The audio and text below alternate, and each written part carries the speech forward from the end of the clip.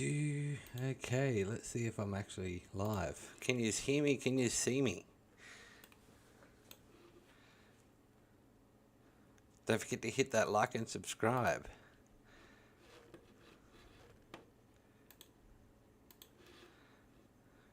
Ben's Hamsy.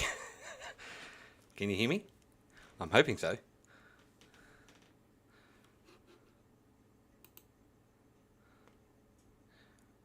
There we go. Okay, now I've got proof that I can be heard. All right, sweet. So welcome to just the chat. I don't actually need this because I'm not listening to anyone. So yeah, that's good. Let me see if I can add a source so that you guys can actually have a look at what I'm doing while I'm doing this.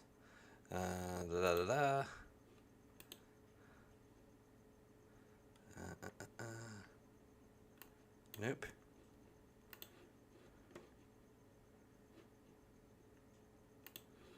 How are we all today? I know I spoke to you really not all that long ago, to be perfectly honest.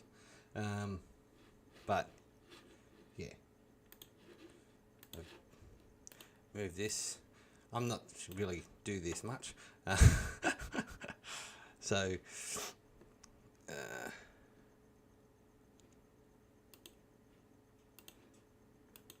just trying to get things set up so you can see what I'm actually doing.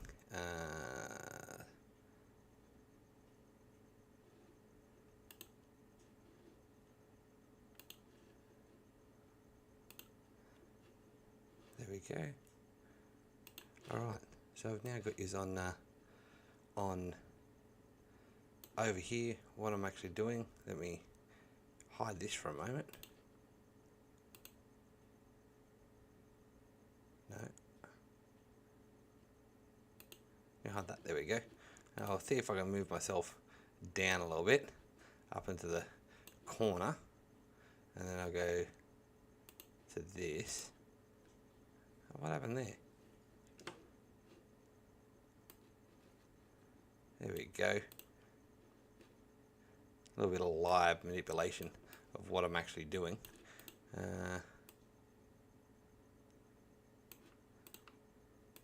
And then you can actually watch what I'm doing while I'm actually doing it. So this is a practical, the practical blacksmith's companion is what I'm working on. So you can see me. All right, let's get back into this. Move that over here. And I'm currently working on, as you can see, I'm working on fire tools. So that, basic examples of what fire tools are in. What I'm doing is basically a lot of copy paste. Yes, Ben, I've been little spooned. My wife little spoons me sometimes. But yeah, basically this is just this serves two things. It keeps me occupied whilst I am doing my editing, so just to give you a bit of an idea of what I've got. These are the first couple of pages. So I haven't done a content yet, but going from in an introduction, that's only part of an introduction. I've got to finish that into chapter 1. Being about forges. We talk about some of the old sorts of forges and whatnot, traditional forges. Plenty of illustrations of what we've got going on here, going into more modern forges. It's not exactly modern, but more modern forges. Moving away from the brick forges and going to talking about tuyeres. Of course, we have a little bit of information on water tuyeres here, and then into some of the old school type forges which were used particularly towards the later of the 1800s. And then we go into actually building, talking about building your own forges, starting with cheap beginners forges and improvised forges, working into some of the linings and stuff like clay pot. We talk about concrete forges here. We talk about very simple forges. I moved away from the word primitive so that they're not, because particularly because some of these sorts of forges are still used in Africa. I didn't want that association with me calling certain cultures or certain types of people primitive. So I used to use simple. Then of course we go into information like homemade tweers, and I've got a little bit, as you can see on the right side here page, actually a design for a little bit your own or a drop grate tweer for a forge. So so people have the opportunity to make their own, go into blowers and how to make making your own blowers and own electric blowers and bellows. Of course, this isn't anywhere near being complete for these sections, as I've got a whole heap of more research I've got in my papers and stuff like that, where I actually have to find and go through. And so I'm going through the information that's already on my computer and putting it into this document so that I can move that information back. Move that information, basically condense that information down or move it off my computer and go back into getting more documents, more information, put them in there and adding that all in. So this is kind of the first run of getting all that information down. Yes, so I'm moving into the fire tools.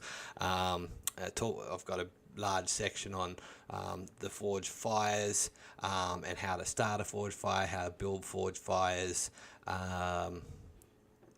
going on through here, the types of different fires that can be used. I've got a little section here on why wet the coal.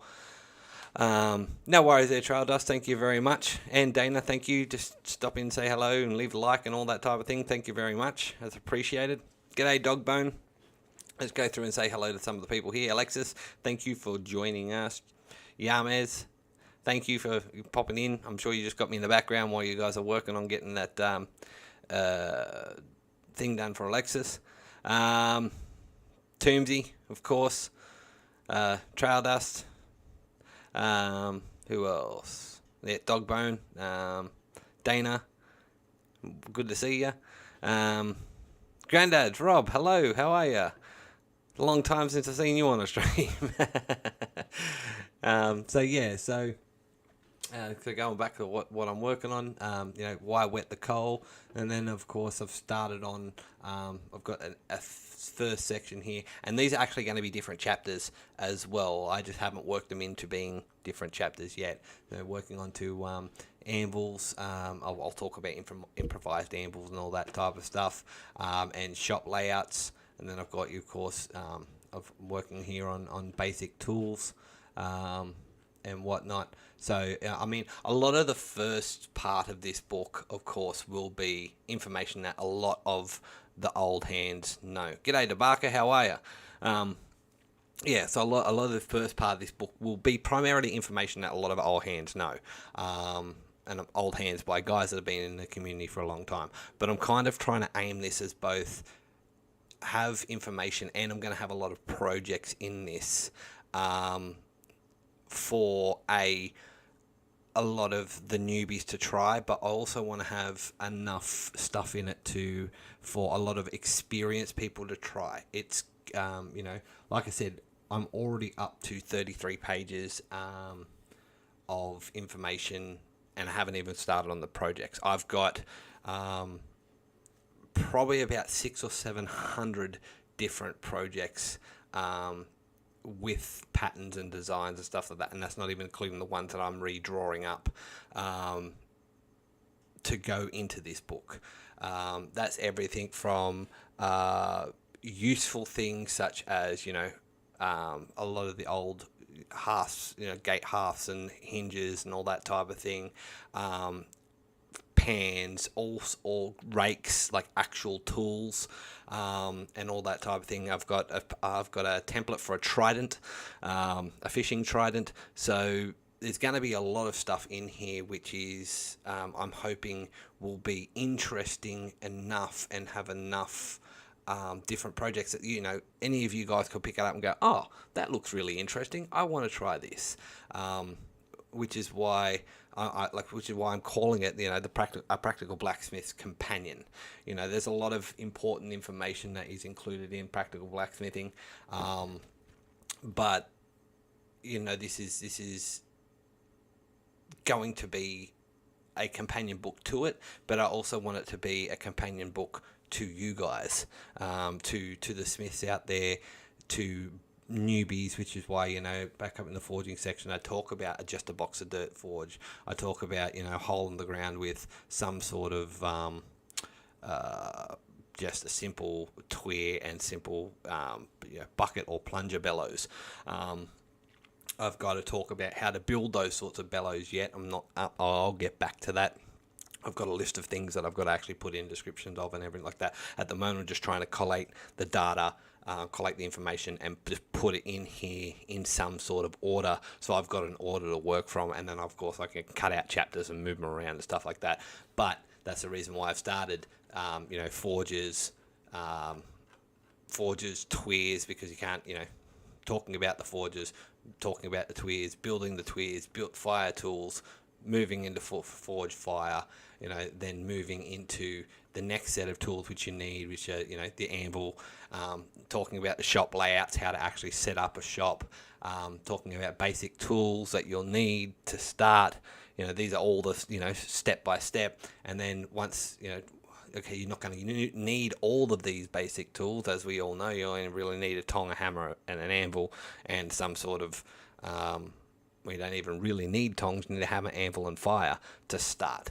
So, that's what this is all about. I better stay on for the next 4,000 hours. Yeah, I need 10,000 hours of watch time. But the more people I get on, don't forget to share this stream, get it out there. The more people I get on, the more people chat, and the more hours, more watch time, active watch time I make up. And I only need 10 more subscribers, so according to my background information,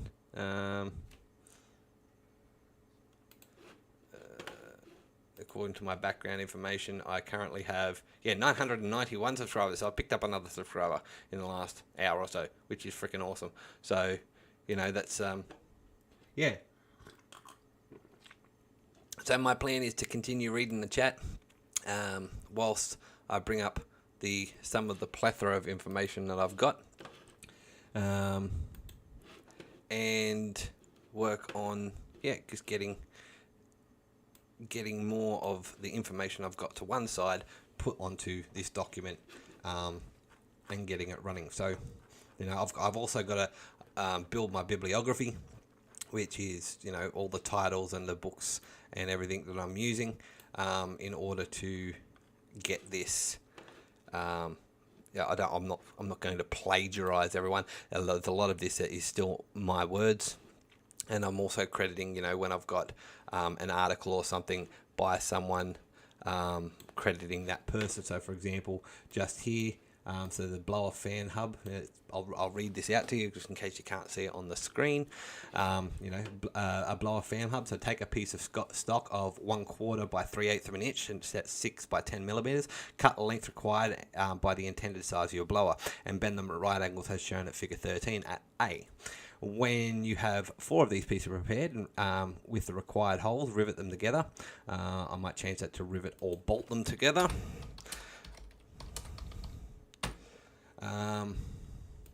Rivet or bolt them together as shown at B. You'll now have a fan wheel. Now rivet the wings on this frame. Rivet or bolt.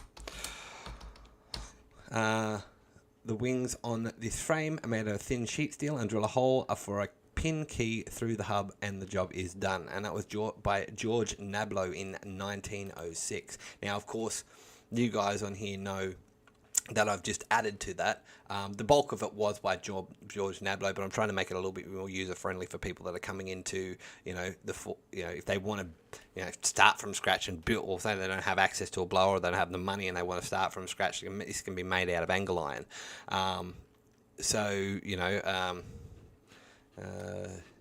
Let's see if I can make this a little bit bigger so you guys can see what I'm talking about.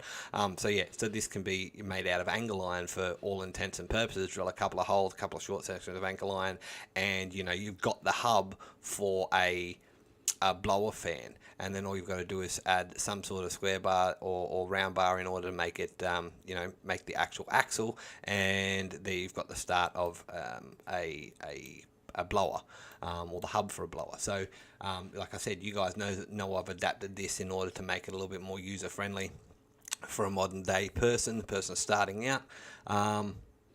But I mean, the idea and the core of it came from George Nablo in 1906. So, yeah, Granddad. That's not Granddad Zanville's not Rob Garman as well. A good old Granddad as well, is it? No need to artificially inflate my numbers. That's all right, dude. Guys, I will get there eventually. George, welcome. Thank you very much.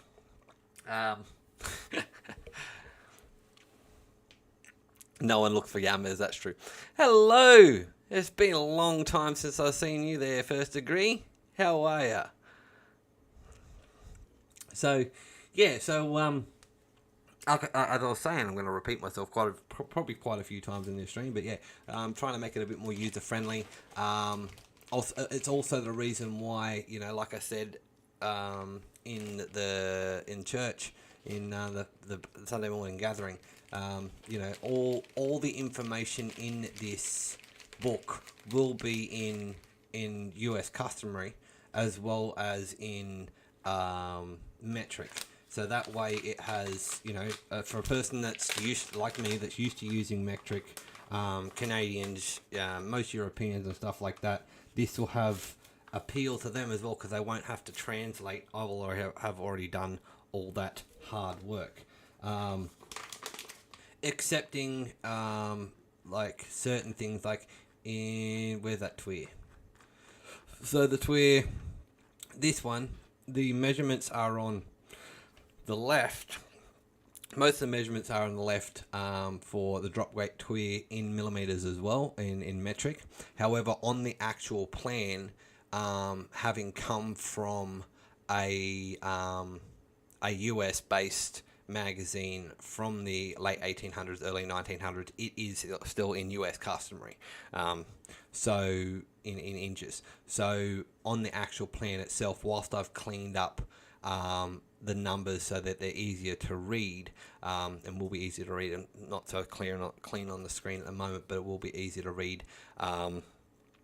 The actual measurements are still only in US customary, simply because it was to change. There wasn't enough room on the original, on the historical picture to put the metric in there as well on the measurements that they needed to be.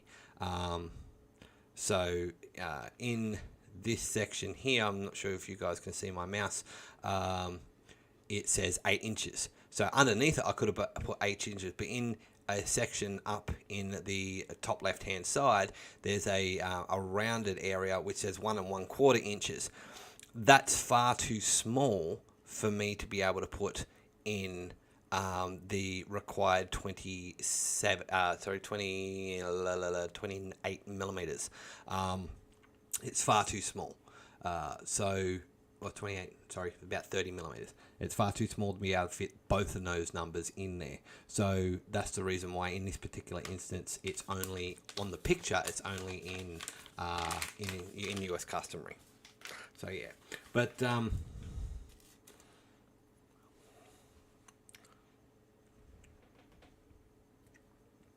yeah, no, Josh, I've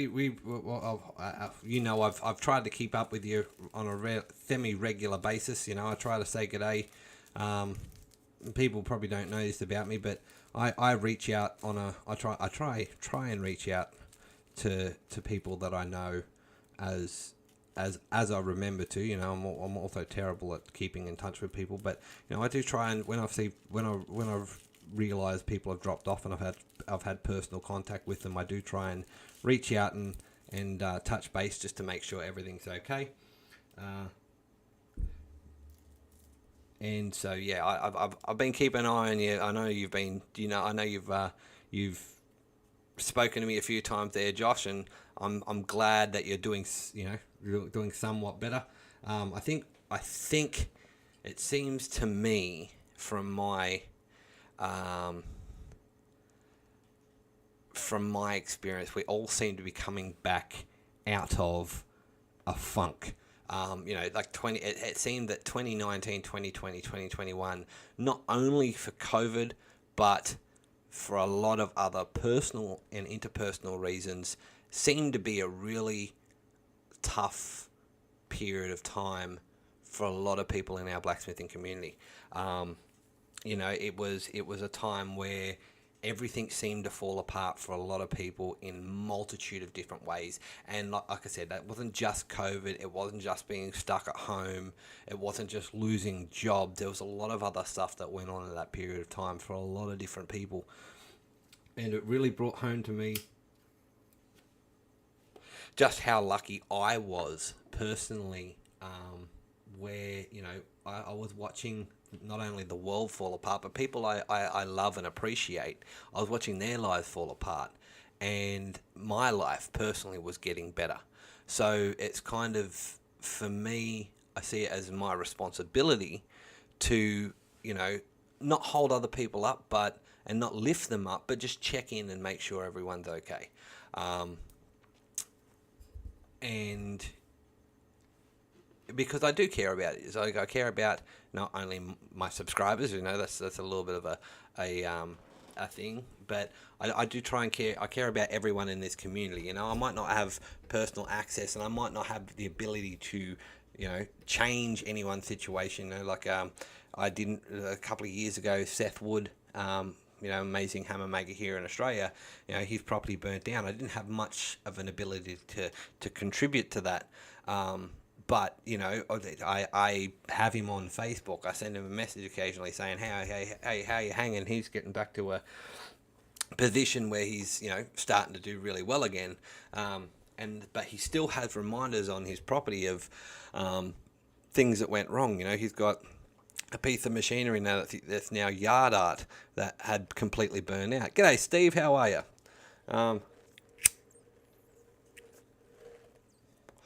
Just got back from 2,300 miles. So it's about 5,000 kilometer ride in the Colorado. Wow, that sounds freaking awesome. I'd love to go for a long ride like that. I've got to buy a new motorcycle at some stage. I've got one, but it's just too small. It's a 250cc.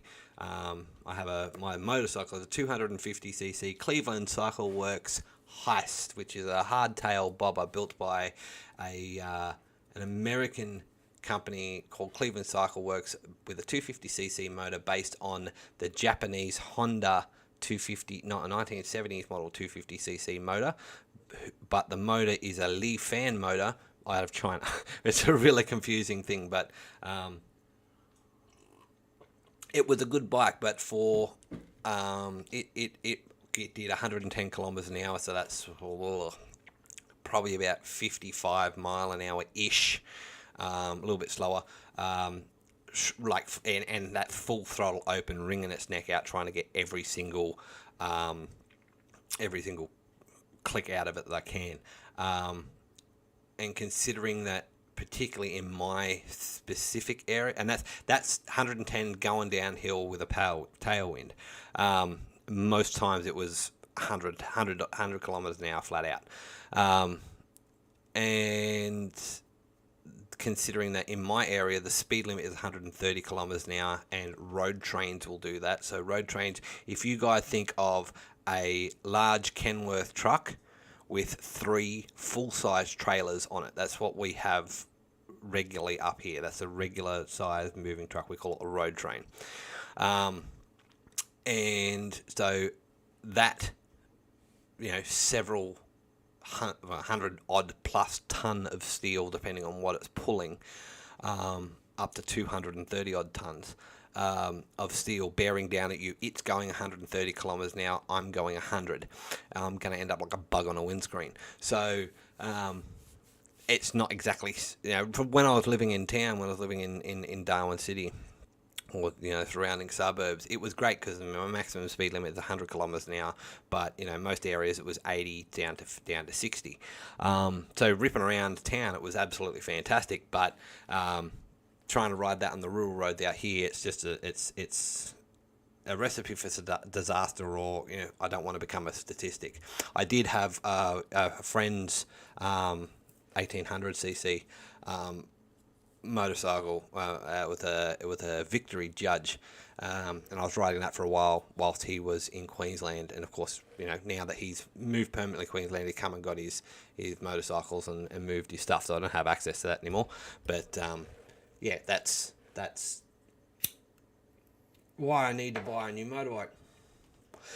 At some stage in the future, it will be for me. It will be probably the bike I really want is a Indian Scout Bobber. I love the look of that bike. I know they are very, very good bikes. Had a friend of mine that owned one, and they suit my body shape and they suit my body size. So yeah, exactly. It would have been an Adam Pate.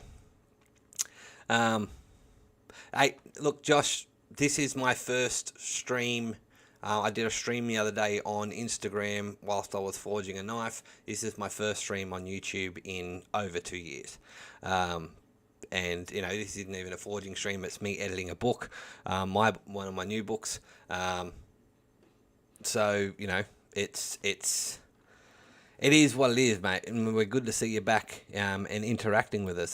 That's I know we all kind of try and keep tabs on who's doing what and how, just to make sure everyone's safe and getting there, but people sometimes, the life happens, sometimes we've got to drop out. Like I said, I've had to take a 2-year hiatus in order to get something going on my property. I needed to build a house. My house was built, and that was 2 years ago, and I'm finally getting back to the position where I'm actually able to do something. Of course, as I discussed on Sunday morning church on the podcast, the blacksmith gathering, being able to be back in that forge and making something again has lightened my heart and lightened my load a lot, and it's reignited the flame and the motivation to do things. Like I have a friend of mine that said to me just tonight that I'm doing this evening, I'm doing 4 things at once. I was chatting to them, I'm editing, I was watching, and this was just before when I was watching Jack Pines on his live stream. I was watching Jack Pines live streams, I was talking to them, I was editing my book, and chatting in the comments, and it's kind of like I'm doing multiple things at once, and my attention is in multiple places. But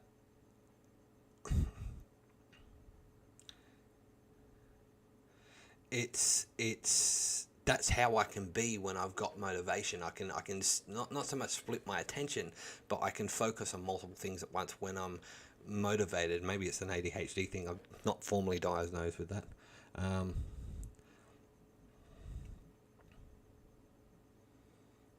Yeah, so just a second, just replying to a message.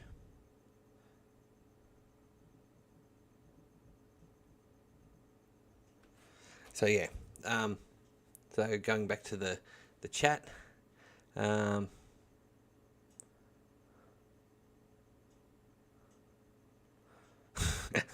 talk about poking each other full of holes.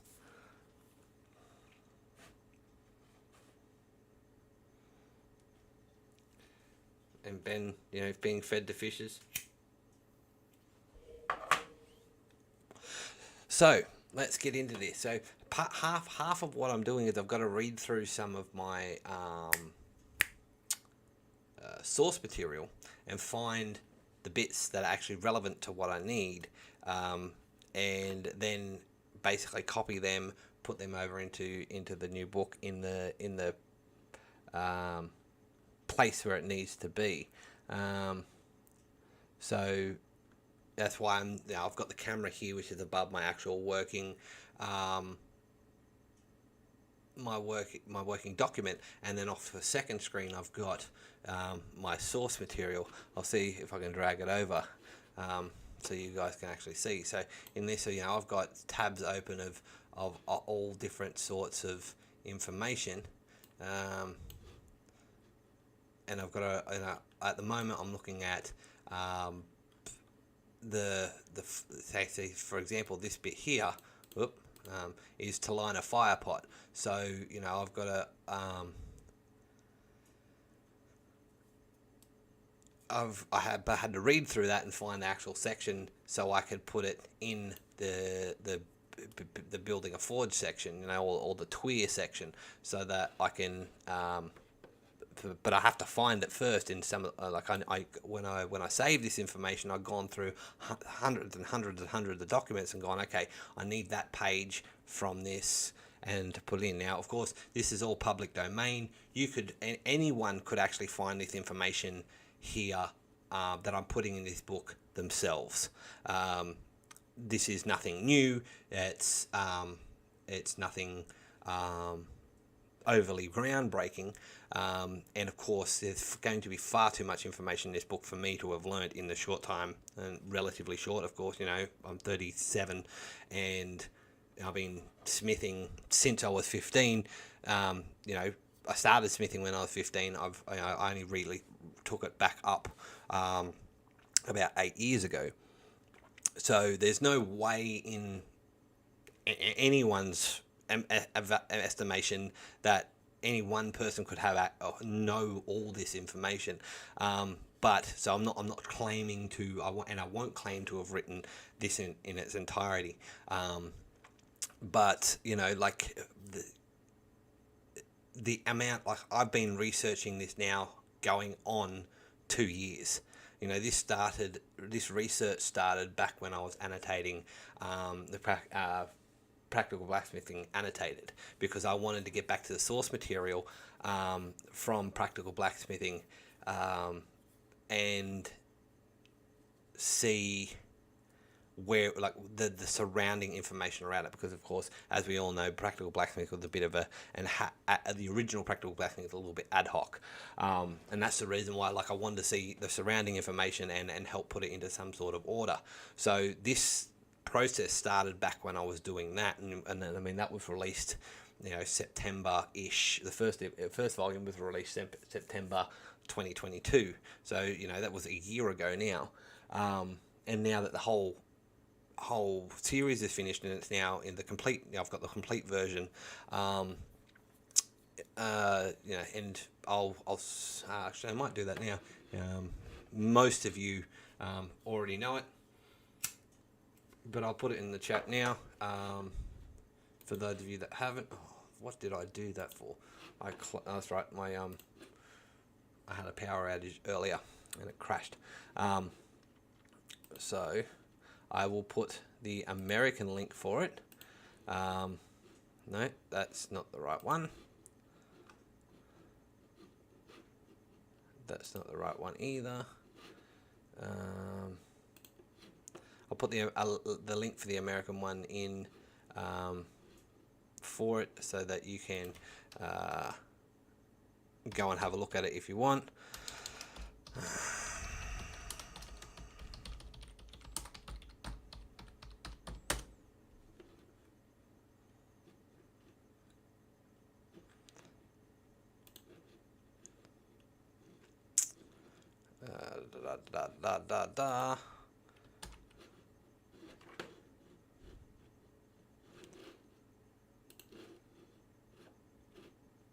What? No, I don't want that. There we go. All right. So yeah, and like I said, this. My golly. The link is too long. Let's see if I can get a shorter link.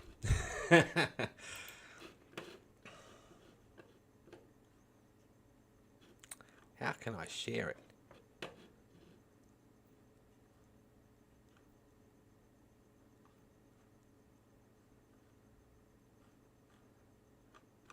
The link is too long for the chat.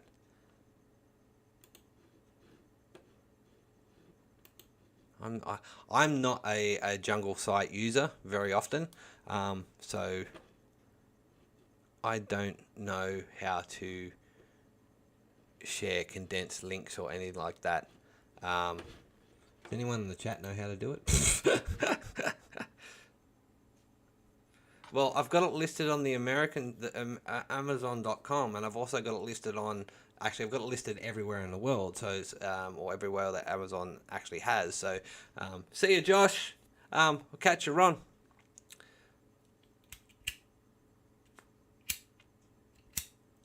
Thank you very much for popping in. But yeah, no. So I've got it listed. Basically everywhere where Amazon has a domain. That includes Amazon.com, Amazon.com.au, Amazon.co.jp, which is Japan, EU. So yeah, so apparently the link for it is 227 characters, where there we go. The Kindle version is a lot shorter, so I'll copy that, and then you can click on the paperback version if you want. Because it only comes in paperback because it's too big for the hardcover. It's 968 pages. So there we go. There we go.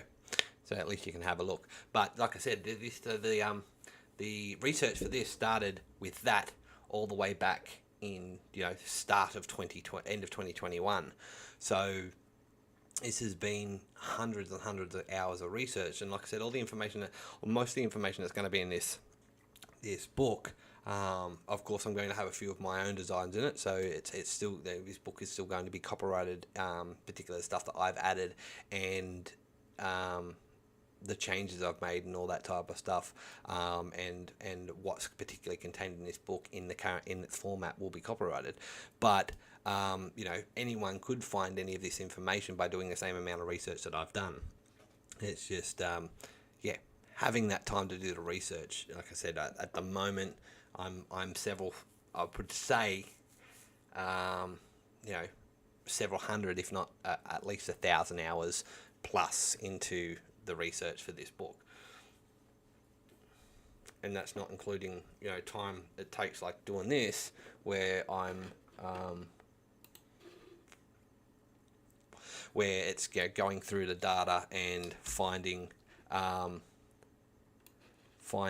the information to put into the actual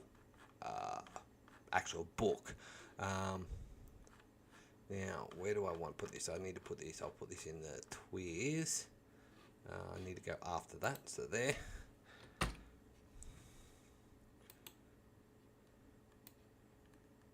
So now you get to see the actual editing process. That's fine. That.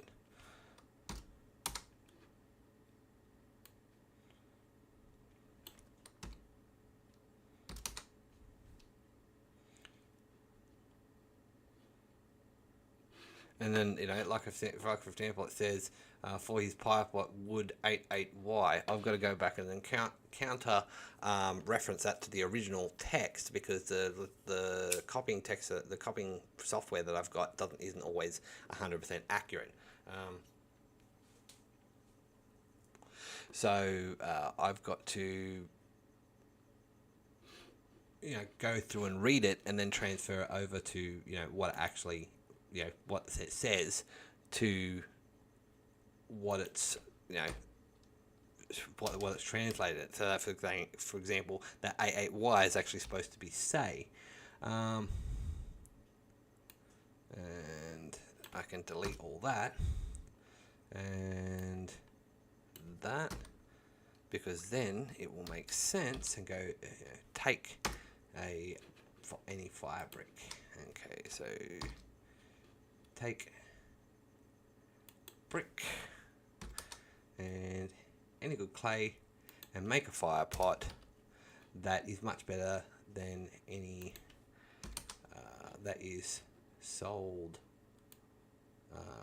that any that was sold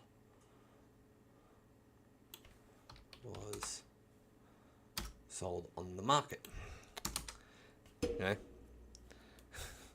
Hey Jeff, how are you? Thanks for joining us. The hard copy is better, in my opinion. I've still got to get around to actually doing the audio book version. The hardest bit about that is organising the time. Also, because originally what I wanted to do was get about five or six different voice actors or voice talents in order to read different sections, because as we know, as I've explained before, and as we know, practical blacksmithing is a group of articles and letters to the editor of American Blacksmith and Wheelwright. So at the end of the day, it's having different voice actors will help emphasize that, particularly because most of them, from my research, were in the US. Not all of them. There were a lot of letters that were written by Australians and New Zealanders and South Africans and people in Britain, because the magazine was actually worldwide. But having a variety of voice talents doing that would have been helpful. I've also got was attempting to organise the translator into German, and I can't. Unlike what and people have suggested me, why don't you just put it into an AI like ChatGPT or something like that? And Amazon actually has very strict rules in how they accept translations. If it's potentially from an AI or a translation, Google Translate or anything like that, there can be issues with the syntax and context of a translation, and I would much prefer to get a German speaker to read it and translate it. But then that also comes with an added cost, because Complete Practical Blacksmithing is 900 plus pages. That can work out to be quite a princely sum when you actually get down to translating it.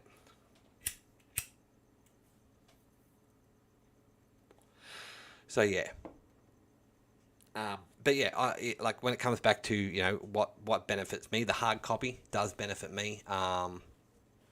Insofar as with the soft, the e-copy, I make sense. I don't make much from it, and of course, it's you guys. By having a hard copy, the power goes out, or if you're working at your workshop and you don't have power, that hard copy is always going to be there, unless it gets burnt or it gets wet and disintegrates.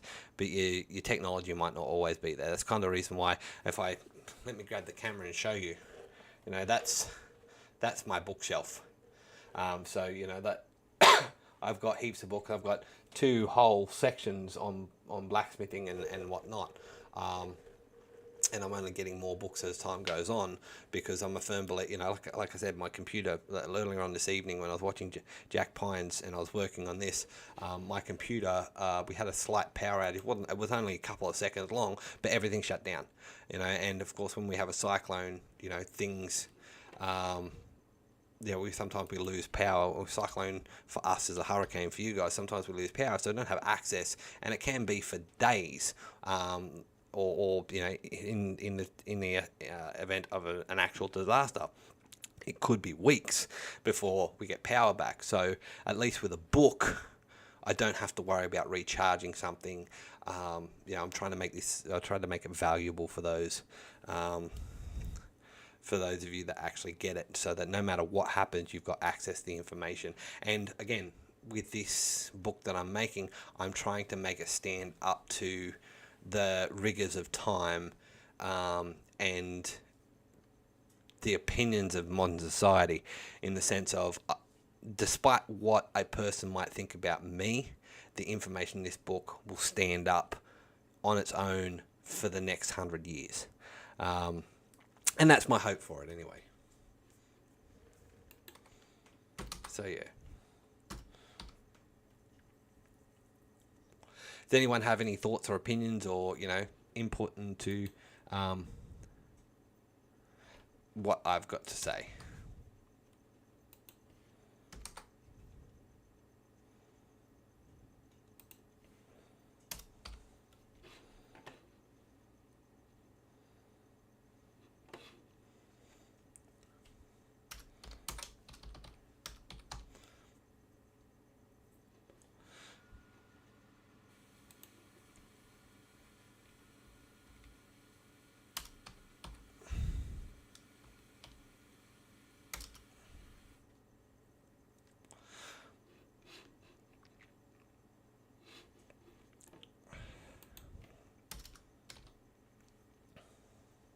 You like, yeah, it's about the topic there, Daniel Barker. Sorry, I've got two Daniels. I've got two Daniels here like straight away. I got Dragonstone, and the Barker Maker. So both are Daniels, as you know.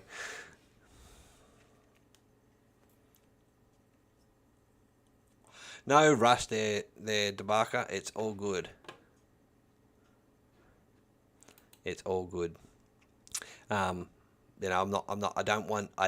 One thing I've never wanted to do is to pressure my friends. And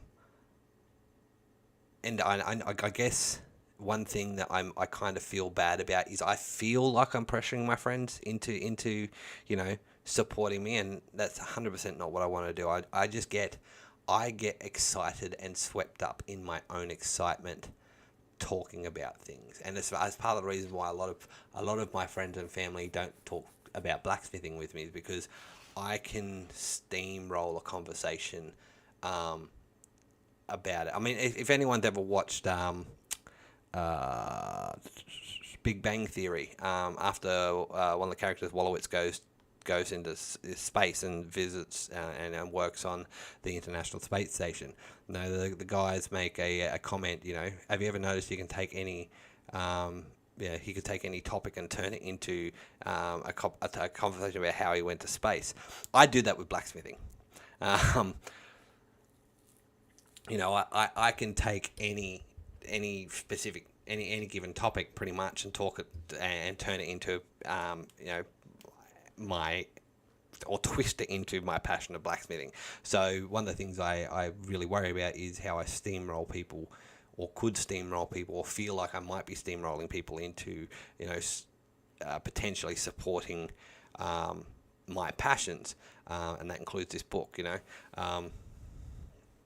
So yeah, but yeah, termites. Well, Tobacco. The how the termites ate most of my old the timber and shelving and stuff I had from my old workshop before I could put it into my new workshop. So I've lost all those stickers that I used to have from everyone. I've got photos of them so I can contact everyone when I eventually get around to building my new workshop. Finish my new workshop, so I can get those stickers and put them up again. But I've lost stickers from everyone.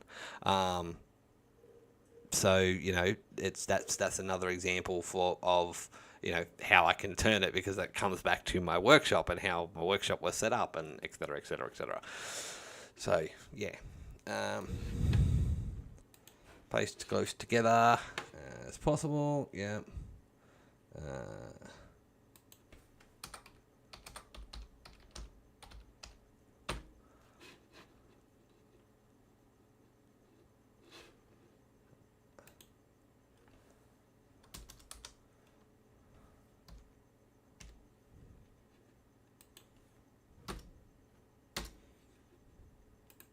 So yeah, this is pretty much what I do. Making sure that everything's together and makes sense. And this is just my first go through and my first reading of it.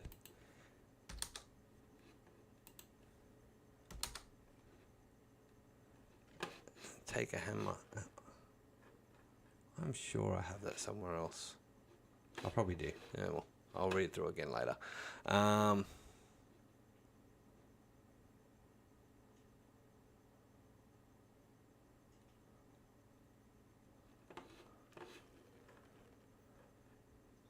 Actually, I can double check that. Because what I'll do is I'll go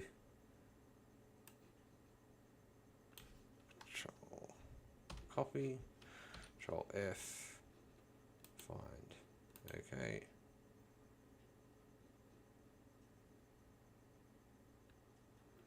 Let's give it a little play.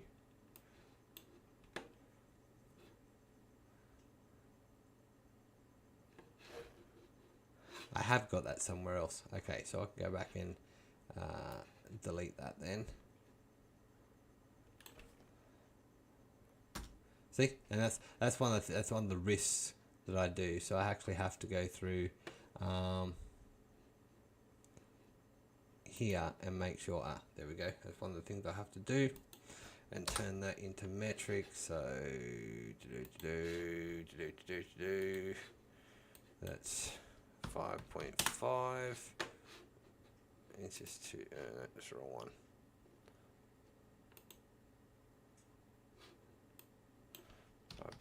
5.5, that's 139. 139, it's actually 140, pretty much.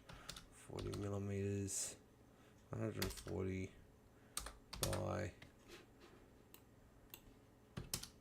152 millimeters. Close that off. Deep and about 12 inches across. So that's 12, 305.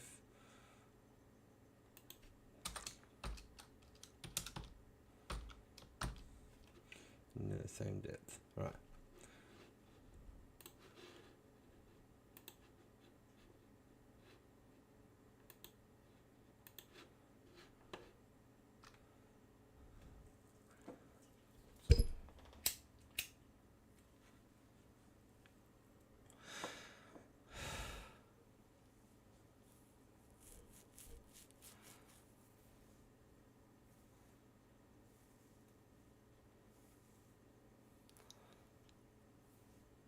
Yeah.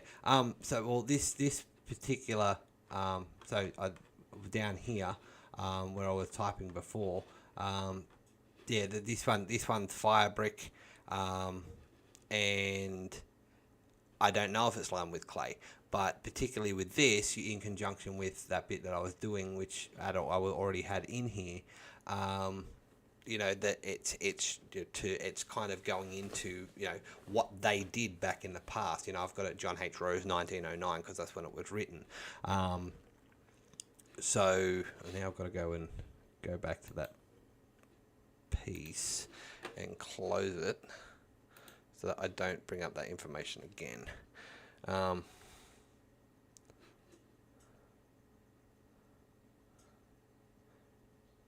Okay, I've already got that one as well.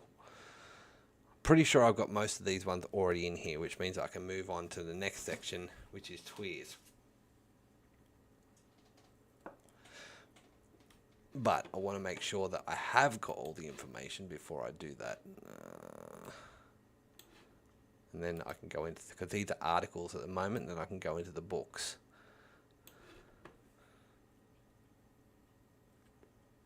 Exactly there, Debark. A lot of the information here is, look, what we do is tens of, at least probably at least 10,000 years old. Going back to the middle of the the middle of the Bronze Age is when smithing first started. So a lot of this information has been developed over the last 10,000 years. There's nothing new about it. The only new thing we're doing is the new alloys and in the steels that we use. That's the really only new bit. The basic premise of it has been the same for thousands of years. I can rehash it and re-market it any particular way I want, but it's still the same information. So I may as well quote people that were of the know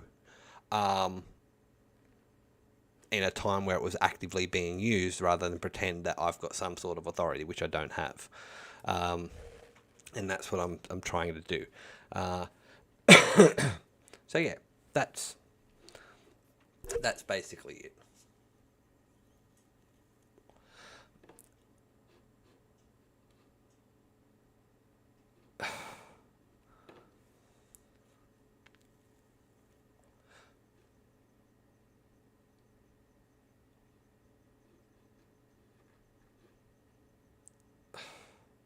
Okay, so I've also got that one down.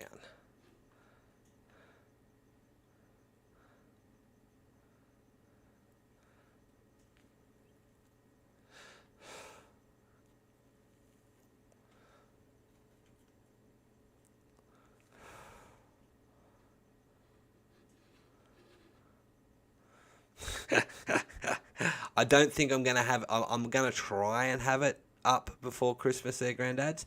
But I don't it's considering it's September now. I've got 3 months, and considering it took me a year to do practical blacksmithing, and that was practically already done. I don't like my chances, and I've already been working on this for going on a year. So, and I'm only really putting quote unquote pen to paper now, with all the research. You know, I doing this and doing the poetry book really emphasized and brought home to me just how, like even someone writing a fantasy novel or a fiction piece or whatnot, just how long it takes them to do. You know, why, like I've got a couple of favorite series, and why there's a 2 or 3 year gap between one book and the next book in that series of fantasy, because it takes so long to research and then to actually write is ridiculous. Like, I can get on a roll and be writing, for days and still barely scratch the surface of the information that I want to put in there. So, I will take my time, of course. I'm what's the best way to put this? I'm taking my time, but I'm not taking the piss. I'm trying to get this done as quickly and as efficiently as possible, whilst making a very good tome, basically. And trying to preserve that information for, the coming generations of Smiths. Because I would hate to see, there's so much information that, and we get a lot of information online and whatnot, that this practical information from working Smiths over 100 years ago, unless you know what you're looking for and, like me, are dogmatic into it, it's really easy to miss.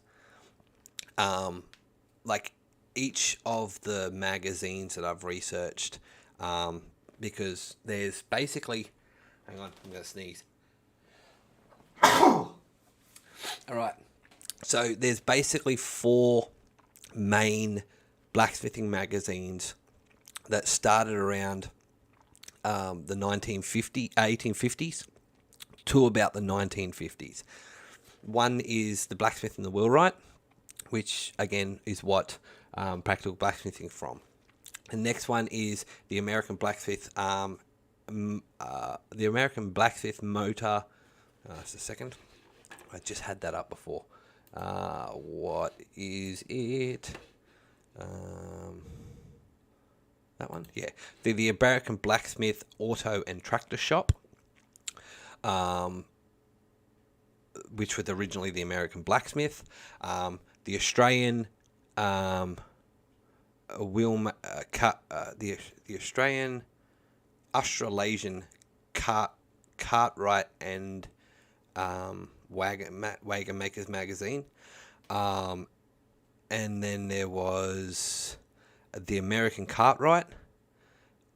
They were the 4 main ones, but then you had the one from the UK, which was the Society of the Brotherhood of Blacksmiths newsletter.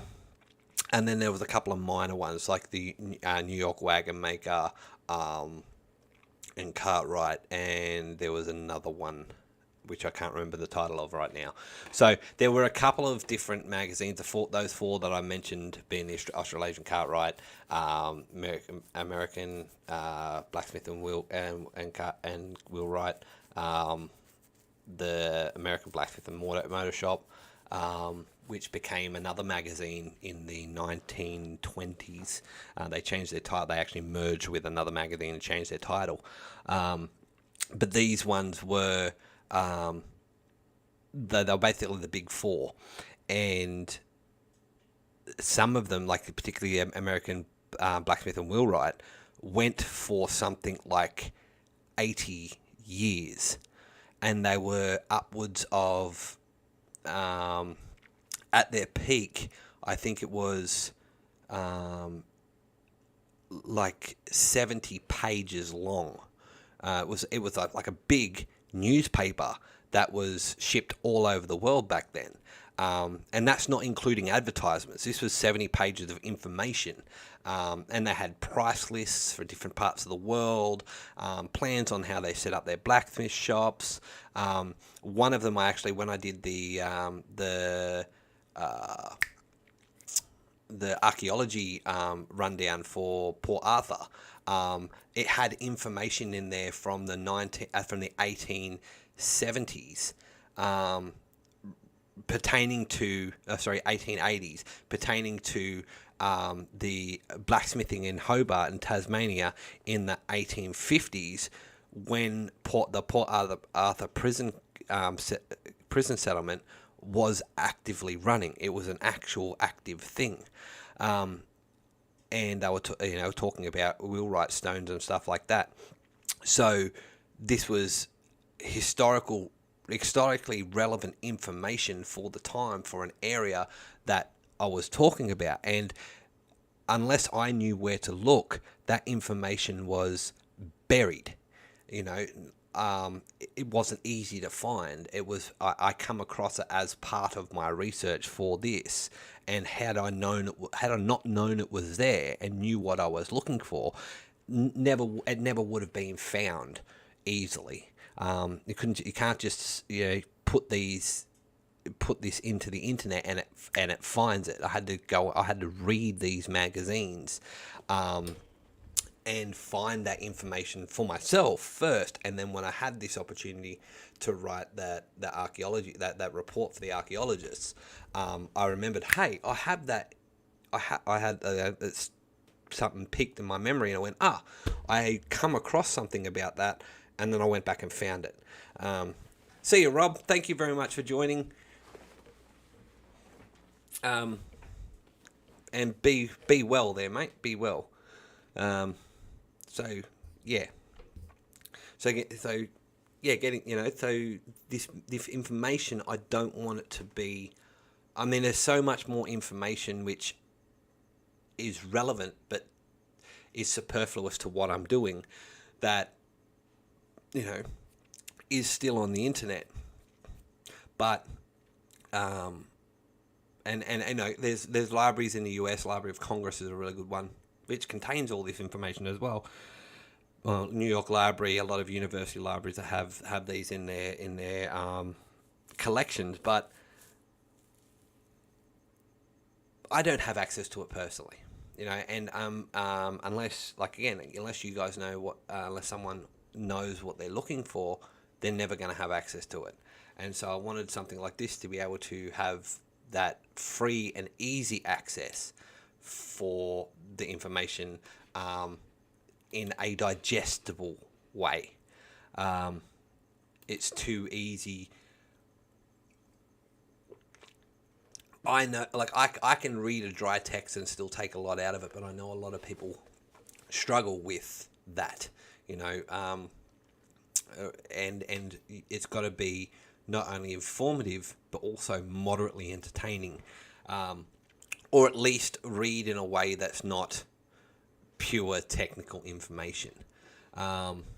So again, that's another struggle that I have to do, which is again why I'm kind of taking the path that Practical Blacksmithing did, in the sense of taking the articles and information from all these books and putting them together. Now, another difficulty I have is when I I'll write my bibliography, which is which will be my reference guide at the end.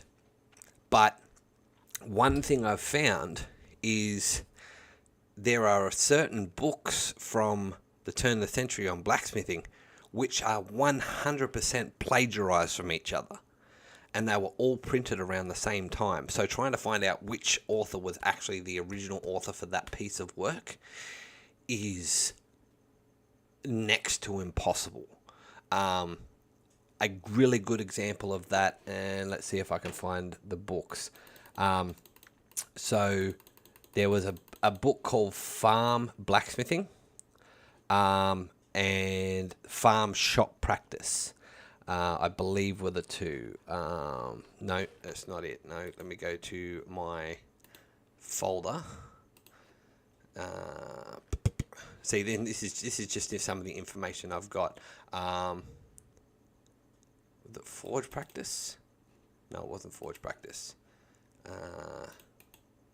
Yeah, it was Farm Blacksmithing. So in this folder, I've got three things. So Farm Blacksmithing by Freese, Farm Shop Work by Brace, and Farm Blacksmithing by James M. Drew.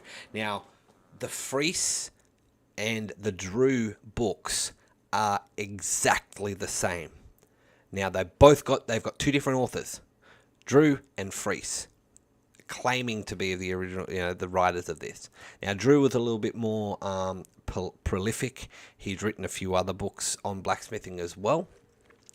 But for all intents and purposes, they are exactly the same. I mean, even down to the illustrations, they are exactly the same book. So trying to find the original, they were plagiarized. Someone went through and basically one of the two went and copied this book and then rebranded it and reprinted it. They didn't even bother changing the freaking title. So, nowadays to us it doesn't matter, but g'day Pekka, how are you? Nowadays to us it doesn't matter which one of them plagiarized it, but the people will berate me for plagiarism if I don't credit those original authors of any of the material that I'm using in some sort of reference guide. So I also have to be aware and careful of that. Which is why for stuff where it's come out of articles, for example, like if just here, I'm highlighting it now, a simple tweer. That was from one of the magazines. I've got it credited to the author of it, which was Fred Rickert in 1909. I don't have the magazine, but I've attributed it to its writer, because I'll reference the magazines in which I will in the bibliography and the reference guide. But I'm attributing the information to the specific writers from the time period, so that no one can ever come back at me and go, you plagiarize this. Well, no, the original authors, even though I'm well within my right to use this information. It's because it's in the public domain. I'm still crediting the writers from 1909. That's what 114 years ago. No, 100. Yeah, that's 114 years ago. That guy, even if he was a newborn, in most likelihood, is well and truly past. So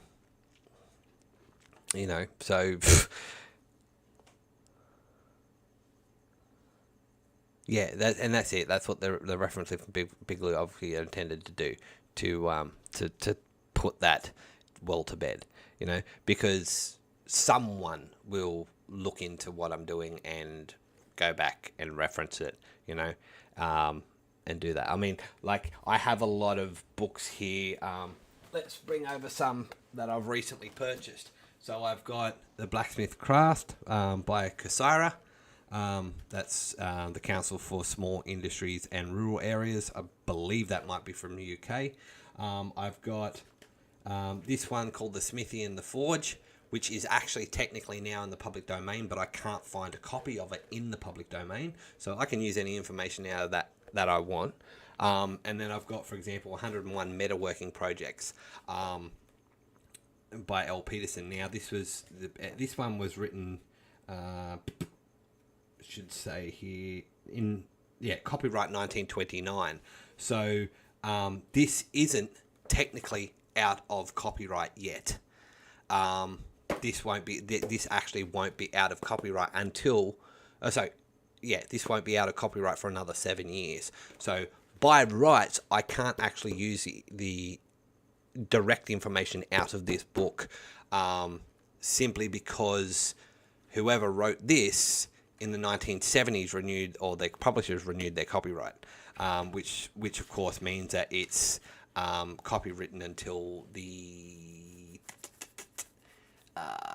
it was 100 years after the original copyright in 1929, or 100 years after the author's death. Now, I'm pretty sure they just renewed the copyright to take it to after 1979, which means it's 100 years from the original copyright for this particular book. But again, it doesn't come out of copyright until doesn't enter the public domain until 2029. So I've still got a fair few years on this one before I can actually use any of the information directly out of it. That said, there's a lot of stuff in it which I already have in different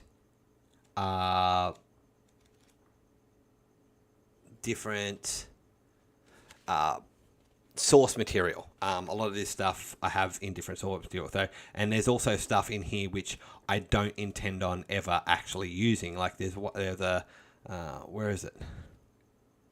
There's a plan here for an electric soldering iron.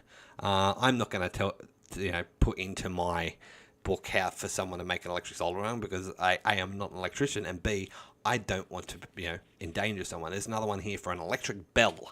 Something that Smiths may have done or did do 100 years ago, but we have no need to. I don't think it's relevant for this particular.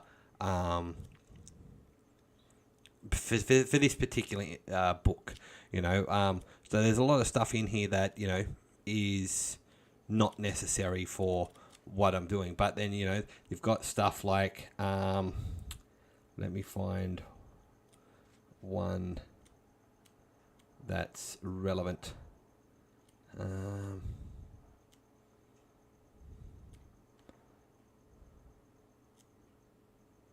Hammerheads, There's dozens of resources on hammerheads that I've got already in my research. What's another one? A hand vise.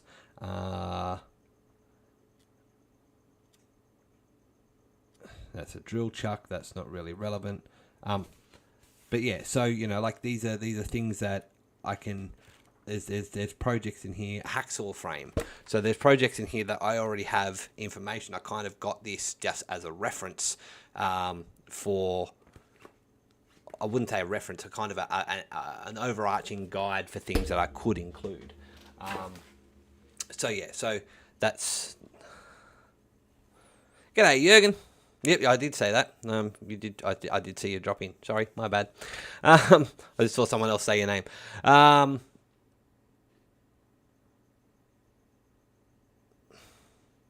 Yeah, and my bibliography. So, in my understanding, you got your reference guide, which is directly lists the sources that you actually used in your writing, and then the bibliography is your is anything that you read relevant to the topic whilst you were actually doing it, because that could have influenced what you were writing about. So. That's what I intend to put in there. So, for example, 101 metalworking projects will be in my bibliography because it's relevant, even though I'm not actually referencing it because I can't. It's the same as, I will be, in my bibliography, I have practical blacksmithing, even though nothing in this book will be directly related to practical blacksmithing. I'll have books like The Blacksmith Craft, The Art of Blacksmithing, The New Edge of the Anvil. They'll all be in my bibliography, but they're all under copyright, so I won't be able to. I can't actually use any information directly out of them in this book. Not that I would. So yeah. I have. Hang on. I don't have my list here. I have a handwritten list of a whole heap of books. Yes, they are, Jürgen. They are of interest. I do have. Let me see if I actually got one. Trying to remember the name.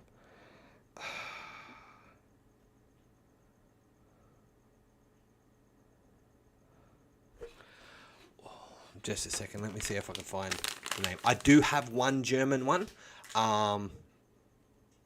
which was really interesting. I basically went through and started translating. I got this one when I was at work. I started translating it bit by bit. Let me see if I can find the title.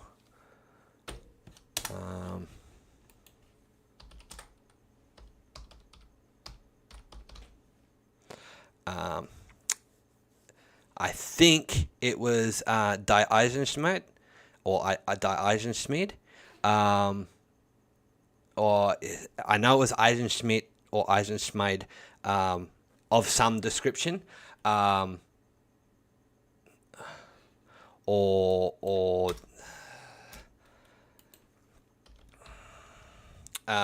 Eisenschmiedenkunst, or something like that. So I do have it written because, like I said, at work I can't type anything into my computer. It's because I'm on the work computer, so I had them all written down. But yeah, particularly the old, I come across a couple of, again, out of like public domain German books, a couple of Spanish ones as well, Italian, and French, which I can't read because of course I don't read those. I don't speak those languages, but that, particularly from their illustrations and the little bits I could translate easily, they're full of knowledge as well.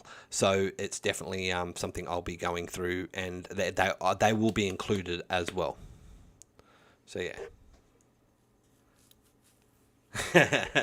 Careful, you're becoming a. I don't think I'm in danger of becoming a scholar anytime soon. So yeah, I'm just a passionate, what did Einstein call it? Well, not passionate simpleton, passionate enthusiast. What did you nearly get kicked out of there, Ben? And because this is like the fourth time you've referenced it, tell me the story of how you got kicked out, or nearly got kicked out.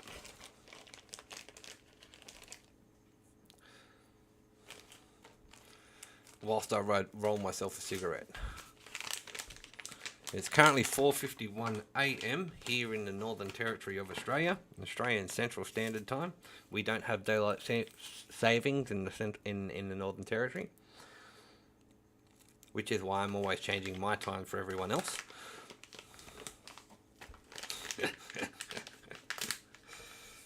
Well, here's the funny thing, Fred. My actual last name is on the books. Is on Practical Blacksmithing, or Practical Blacksmithing Annotated. I generally don't advertise my name for two reasons. One, because, and well, most people know my first name. My first name's Adam, but you know, I'm just like most of you. You know, I've got a private life, a personal life. Not most of you, all of you. All of you have a personal and private life. But you know, it's. Let's face it, the internet has a habit of bringing out crazies, and I'm crazy enough as it is. Okay, Ben, you have a filter. Your last comment, Slack. Are you tired of picking up the slack, or you almost got kicked out because you have a filter? Like, I don't know what you're on about.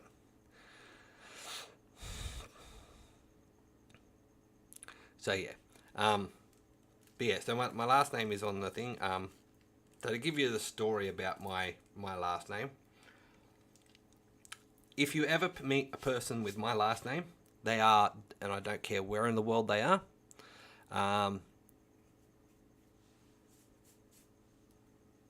yeah. Don't care where in the world they are. If you ever meet a person with my last name, they are in some manner directly related to me. My last name is 100% Australian. It was my last name, even my last name is hyphenated. In Australian Army, they call you two dads because, you only have two last names because you're two dads. It's frowned upon in the UK, or used to be frowned upon in the UK, because the person with a double barrel last name was generally nobility, gentry. My family is neither. My family's name was hyphenated due to when Australia was first being settled, in what was then the colony of Queensland. There were too many Smiths, too many people with the last name Smith. So my great grandfather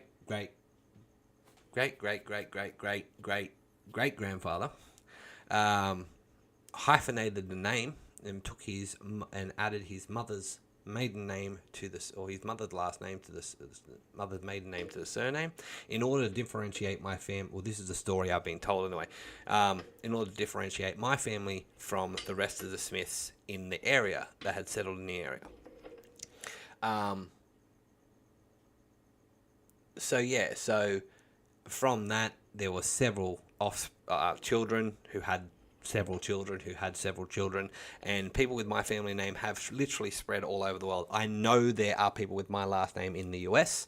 Whereabouts and what specific family tree, I'm not sure where they've gone. But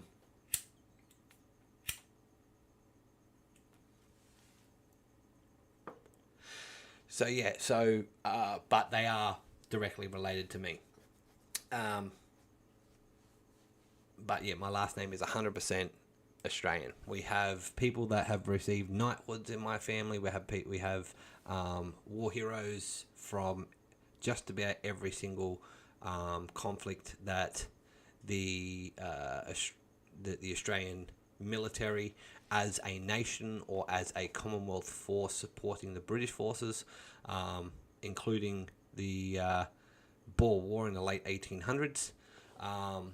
Every conflict that the Australian military forces have been part of, I've had family that have been part of it. But yeah, so, I'm very proud of my last name, but also, I kind of don't want to attract crazies to it. So, at the end of the day, I try and I keep even though my name's published on the book, I kind of don't say my name on YouTube so that people don't go try and bombard me, because it happens. Yes, we're all paid actors for NASA. They're Ben Toombs. I'm still waiting for my back pay. I've got 37 years worth, and they're holding me up.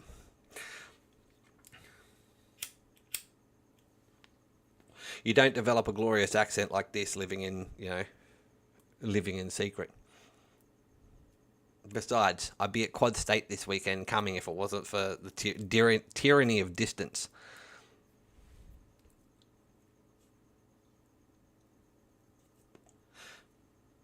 We live on the upside down, as you so commonly like to say.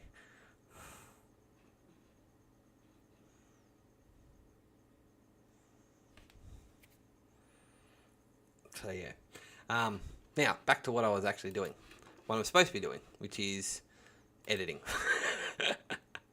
Right.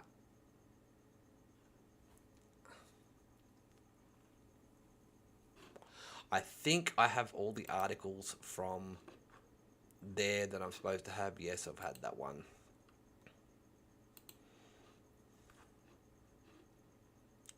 And I believe I've got that one as well.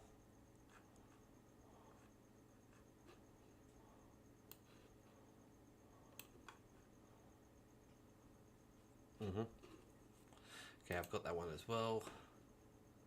Don't need that one, and I've already used that one. Cool. Okay, so that's gone. Right, now to the books. So, let's go back to the first one. The first book I'll be referencing.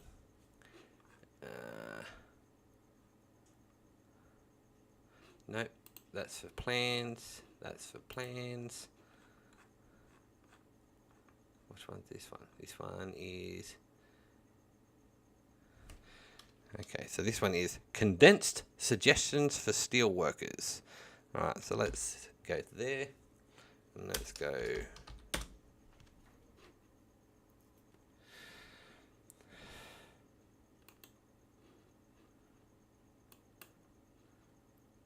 On heating the forge.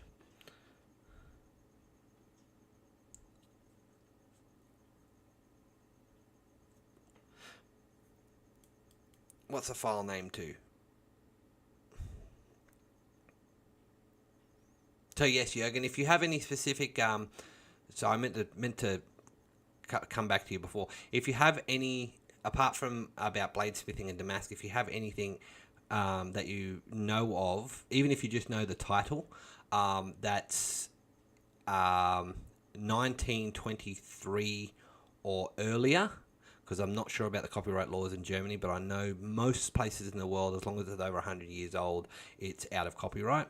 If you have the titles for those, let me know, and I will do the research to see if I can bring them up. And of course, if I'll translate them and any relevant information I'd love to have in this book, because for centuries, certain parts of Germany, Bohemia, Ukraine, Czech Republic, Slovakia, all that type of thing, they've been renowned for their ironwork, particularly their swords and stuff like that, but ironwork in general. I think it's Ukraine. It might be Ukraine, it might be Czech Republic. I know there is a European country that holds like the biggest blacksmithing gathering in Europe, arguably the world. I know that title bounces between Sofa Quad State and this particular blacksmithing gathering that happens every year. I know it's held in an old castle, and it's massive. But yeah, so the information, the quality of information that comes out of non-English source books would be invaluable, and it would also be unique to bring it to an English audience as well via translation. So, you know, even if it's different techniques and stuff like that, of course there is a much richer history of blacksmithing, particularly formal blacksmithing in Europe than there is in Americas or in Australia in the specific, simply because of the age of formalized blacksmithing and teaching from that part of the world.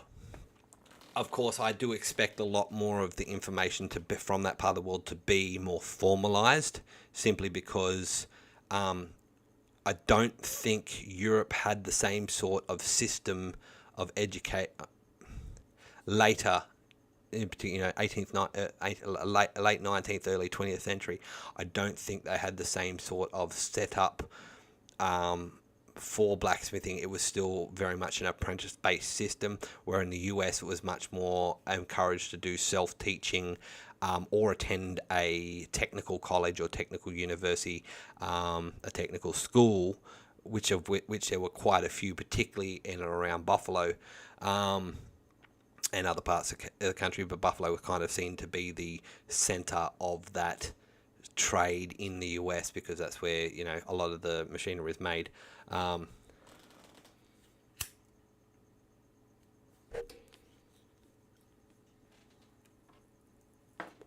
So yeah,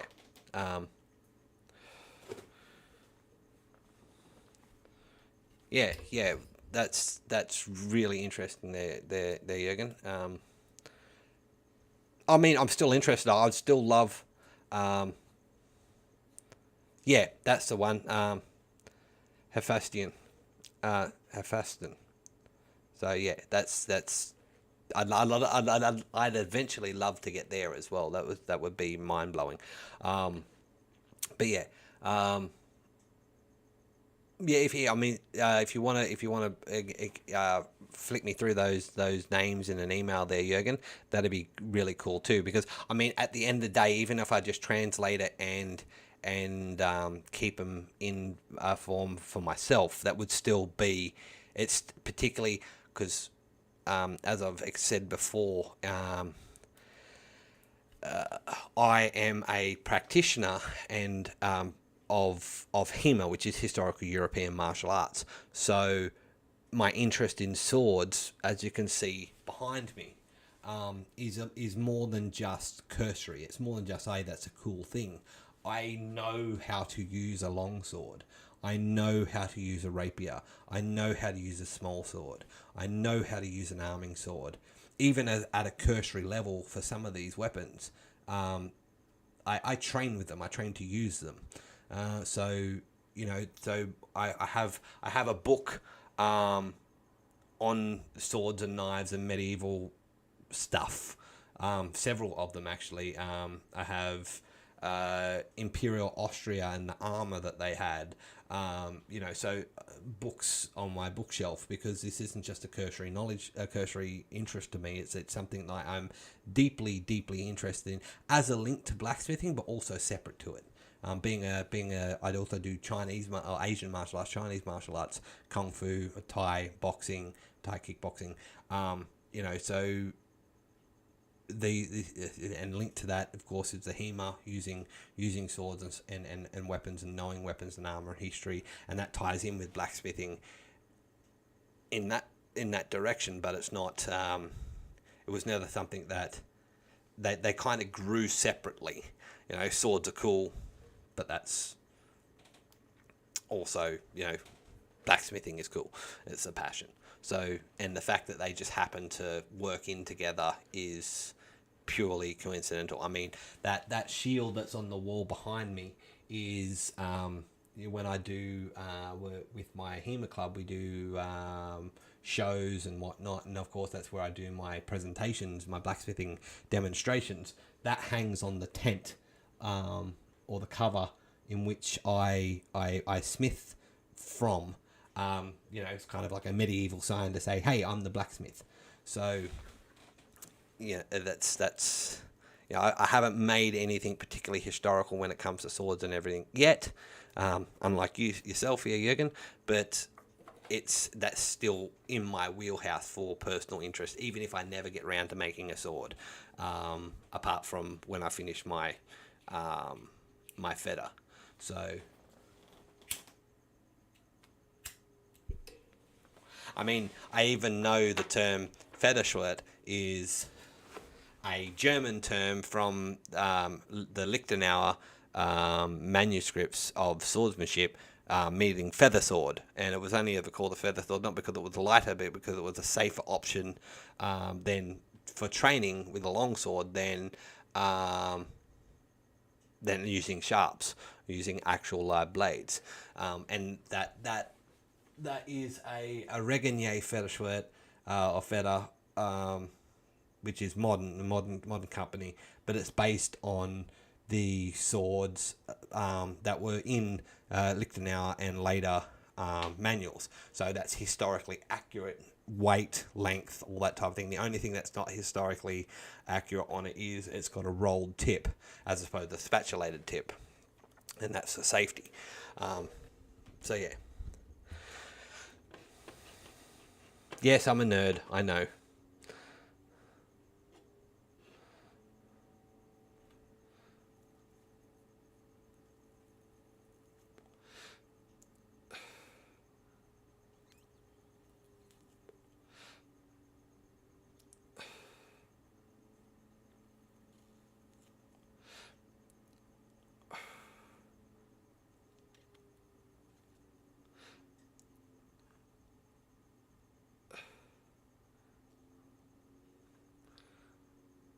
So, what am I doing?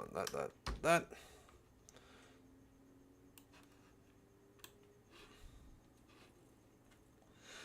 Now I have to find where I should put this particular thing that's going in Forge Fire. That's blower.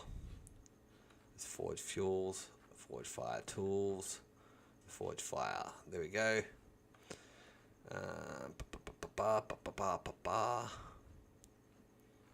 Let's go down here.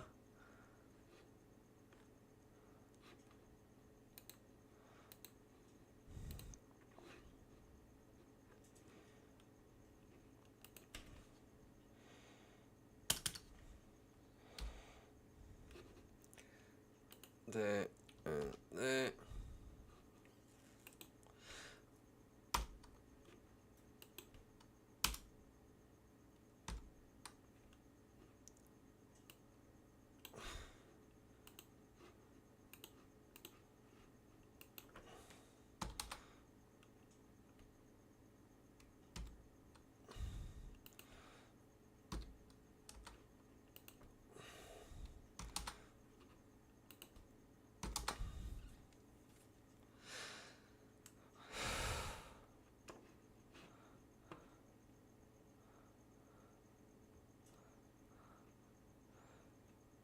I'm sorry, Daniel, that Dragonstone, that kind of, upon a day, I'd like to sword a spring. You'd like to make a sword from a spring? That's actually, making spring steel is probably one of the best materials to make swords out of in a modern day sense. It's actually during the late 1800s. Sheffield, which is, of course, the Sheffield knives, were actually known for buying and replacing wagon springs, but like paying to replace wagon springs to get access to the spring steel that was originally, like, the old springs and stuff like that.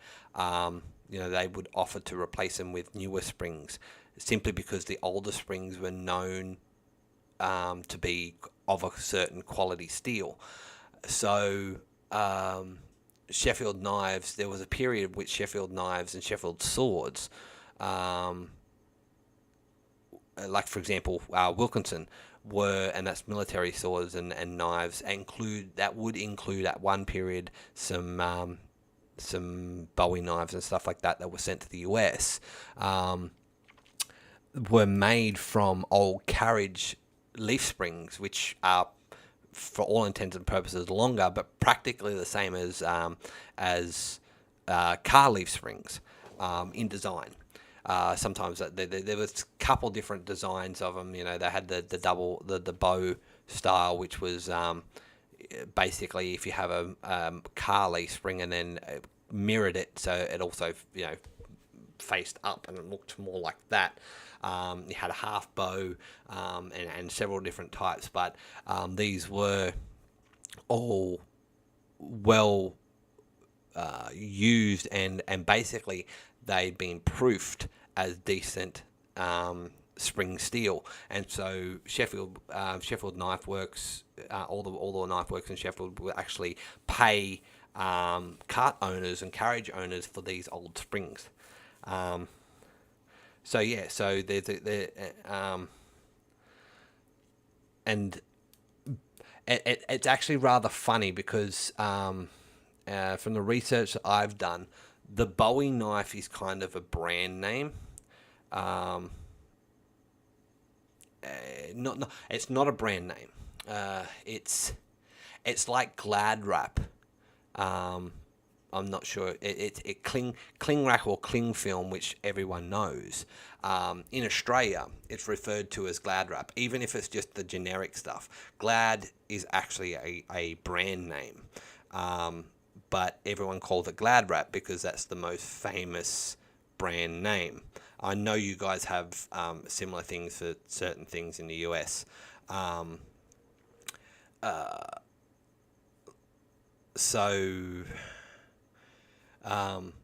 The style of knife, which the clip, the famous clip point style wilderness hunting fighting knife, they've got examples in that used by members of the British military in India well before the style became synonymous with the name Bowie. That doesn't mean it's not a Bowie knife.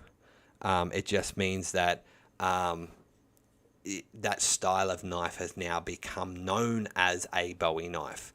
It may have been called something, I'm pretty sure it was called something else in the period. But the particular clip point had been used in India and on naval ships and stuff like that from both American and British forces, merchants and that type of thing for a period. It wasn't specific that and of course if you look at some of the historical Bowies, they look nothing like what we now envisage as a Bowie knife. That said, that brand dilution has happened with the Bowie knife as well, and that style of knife is now known as a Bowie knife. And like the particular, clip point, wide, broad, fighter has become in modern terms the Bowie knife, but it was there's no clear description of what a Bowie knife was back at the time of the Sandbar fight and the Alamo. The Alamo knife was never actually found, which means theoretically it was raided by some Mexican, so it may still exist in the hands of some Mexican family, but we don't know. It was never recovered, and it may be the clip point type, but again, that modern vernacular has included that clip point broad blade as a Bowie. That's what it is now. But yeah, those types of knives, there was a lot of that were imported to the West from Sheffield, from England, and a lot of those knives were likely at the time to have been made from old leaf springs. And that includes, and there was a lot of sabers and other swords that were also made from old leaf spring. So to be, and I use this in quotations, historically accurate, using an old leaf spring to make a sword is actually relatively up there. It'd be more accurate if you used an old carriage leaf spring, but still, that's finding an old carriage leaf spring nowadays, unless you had an absolutely amazing barn find, it would be that's a lot less likely.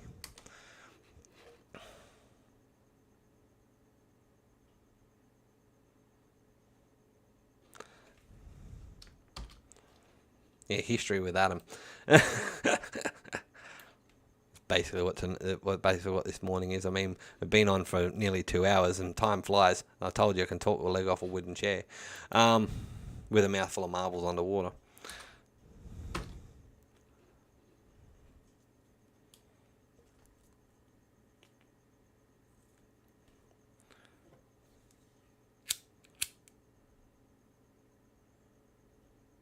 For those of you wondering, no, I'm not smoking a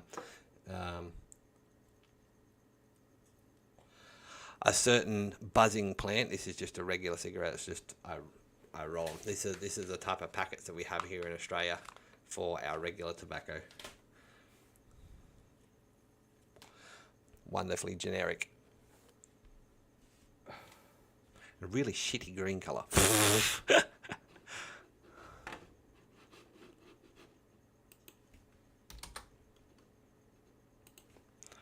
So hopefully I've been interesting you guys a little bit.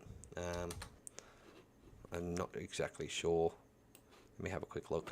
I've got 5 concurrent viewers currently, which is nice. Thank you guys for joining us. Even those people that aren't exactly chatting, those of you that are just lurking, thank you for joining us anyway. But yeah, I'm just having a chat, editing slowly, getting things done. It's as you can see, it's not exactly a slow process to do.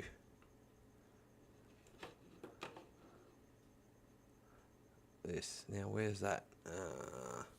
let less likely is parts that's particle not to fly over to you. Now, okay, so that's a new.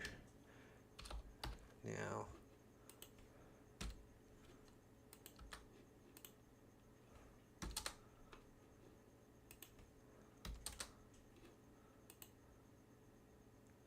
I probably should put that earlier, to be perfectly honest.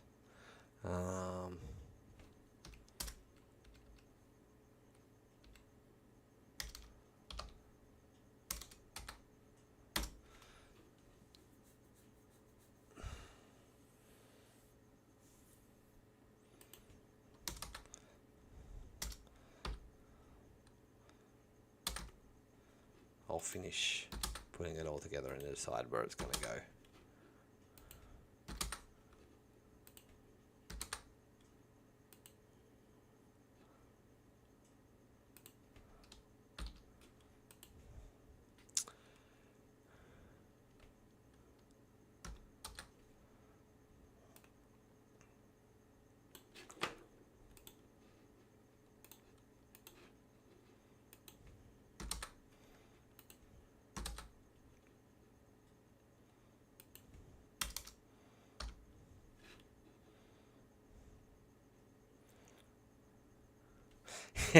You can call the old Kenworth a carriage.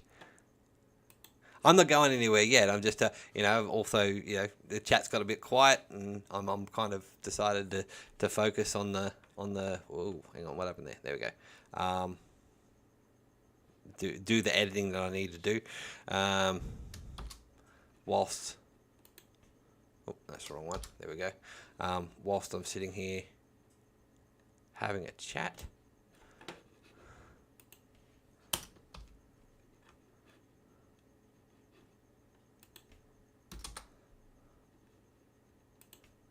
Like I said, this is just so I can chat with you guys and get my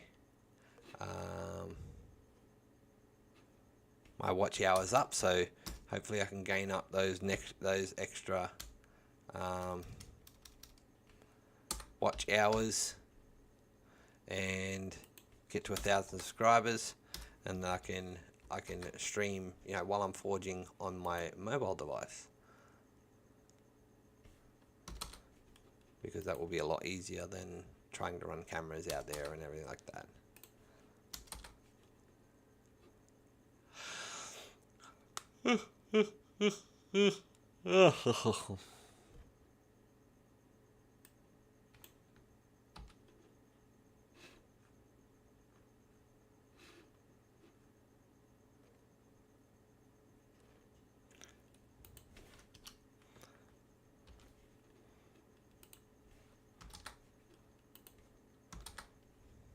So yeah, I'm actually on my changeover tonight. I go back to my regular job tomorrow evening. It's currently 5:21 a.m. here in the Northern Territory.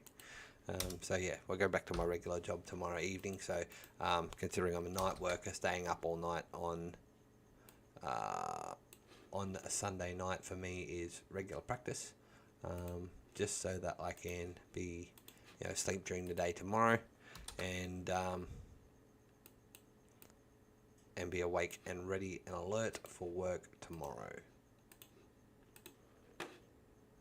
Oh, okay, hang on. What am I doing? Where is it? Now I've got to find it.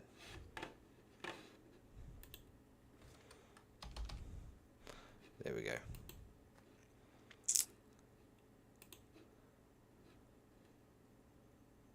Oh, wow. That's cool. Sorry, guys, for everyone that's going to Quad State, I'm just looking at a picture that Alexa sent me of their sculpture, of her sculpture. And, yeah, all I can say is that's cool. And you guys have to wait to see it until you get to Quad Gate. I'm only getting the sneak peek because I'm not going to be there. That is so awesome. Nice.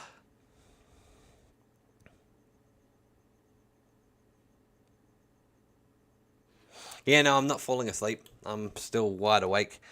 It's just a matter of... Um,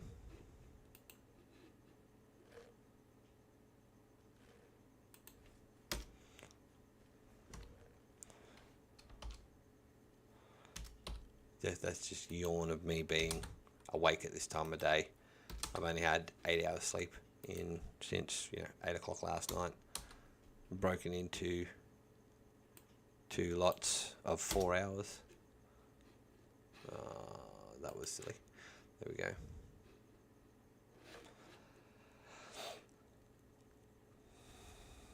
I'm so jealous I'm not going to be there, Alexis. I really am.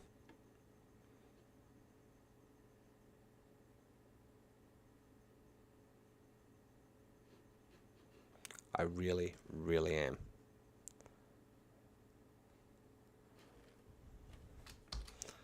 Rather annoyed, to be honest.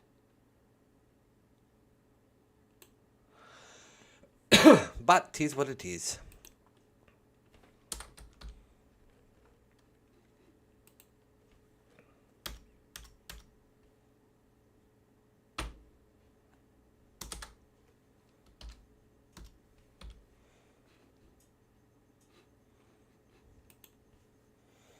Is that going to fit in the back of the vehicle you're taking, or you taking Yamaha's truck? It will fit in the back of that, but you're going to get some weird looks going down the highway.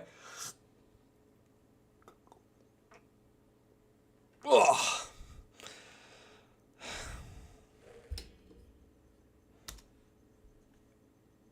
Funny to say. Yeah, probably would have been cheaper.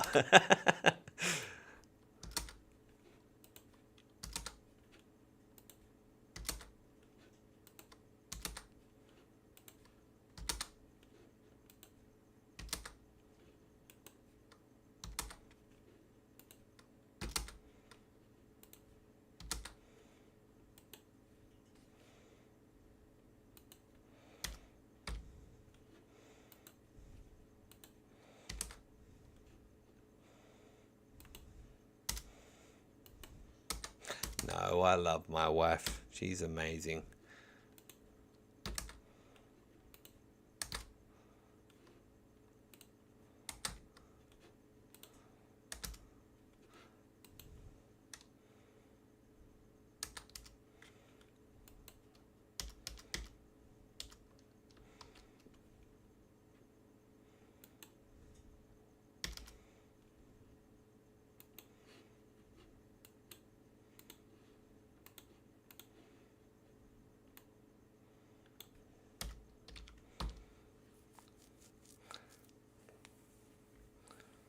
No, Daniel DeBucker.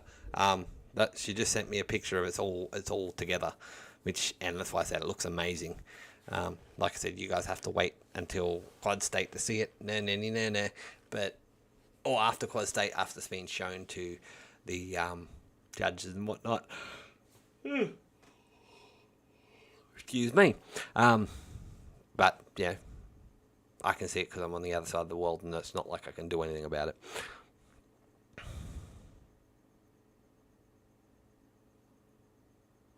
No worries, Tabaka. Thank you very much for coming and sharing your time with me. It's been amazing. Thank you very much. I'm grateful to have had you here. I've had a fair few people drop out and peaked at 11 people. Had 10 people for a little while. And dropped down to 5 or 6. It's gone back down to 5. But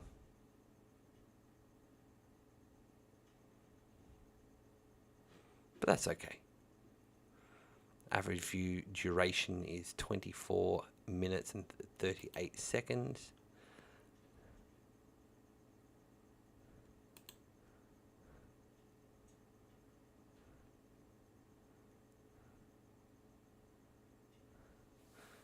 Currently at 32 views.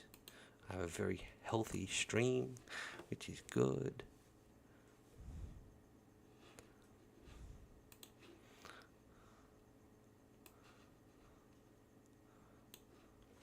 So yeah, thank you.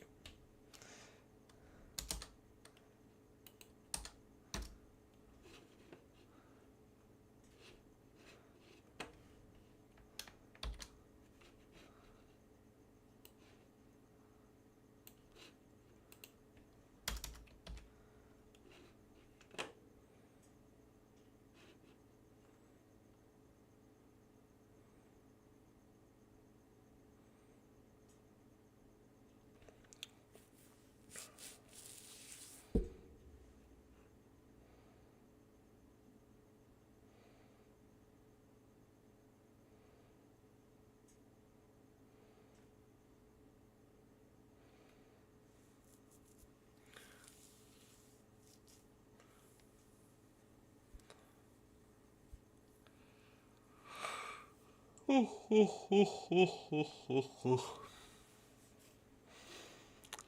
is this relevant for this section? Let me go back and quickly reread to make sure. The trouble in the forge fire is usually uneven heat, and not too high heat. Suppose the piece to be forged has been put in a very hot fire and forced as quickly as possible to a high yellow heat, so it's almost up to the scintillating point.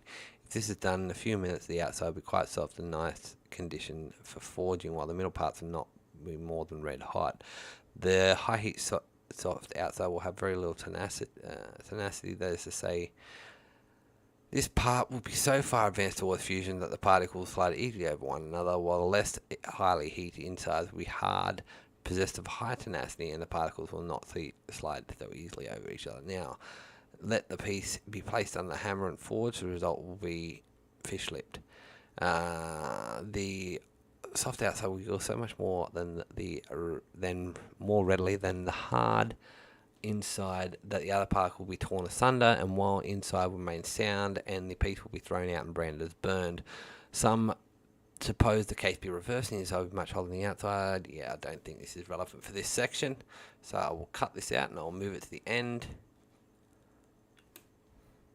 because that will go in forging.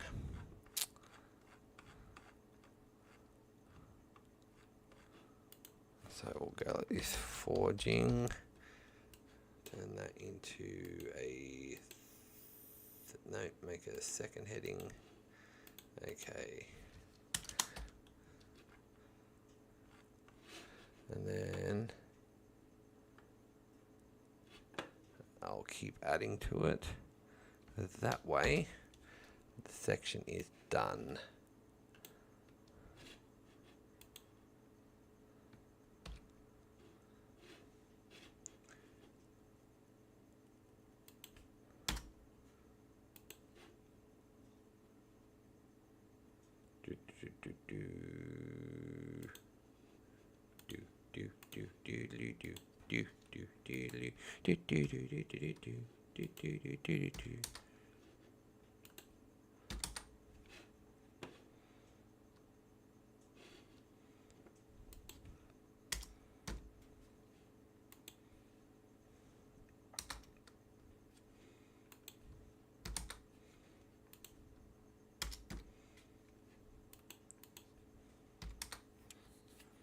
See, what I'm doing is very boring.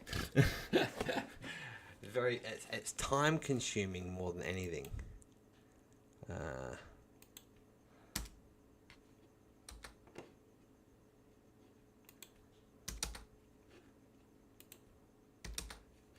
And this is just, like I said, bringing the information out of all the notes I have, and putting it into a comprehensible mass. And whilst I'm doing that, I've also got to figure out what goes where.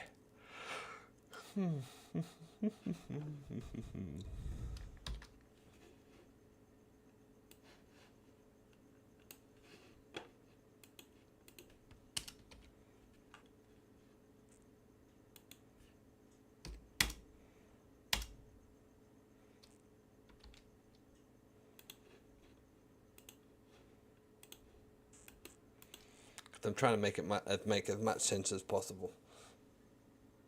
So you can, like for example, the reason why I've got it set up the way it is because you can go through and think about what type of forge you want, what type of blower you want, into what type of forge fuels you're going to use. I'll have to put a section in there on gas, of course, the fire tools that you'll need if you decide to go solid fuel, and then how to light the forge fire and build it, and then into ambles and shop layouts, then into your basic tools, your hammers, all the stuff you need. That section on welding will probably have to go a little bit later than the section on forging, or at least starting to forge.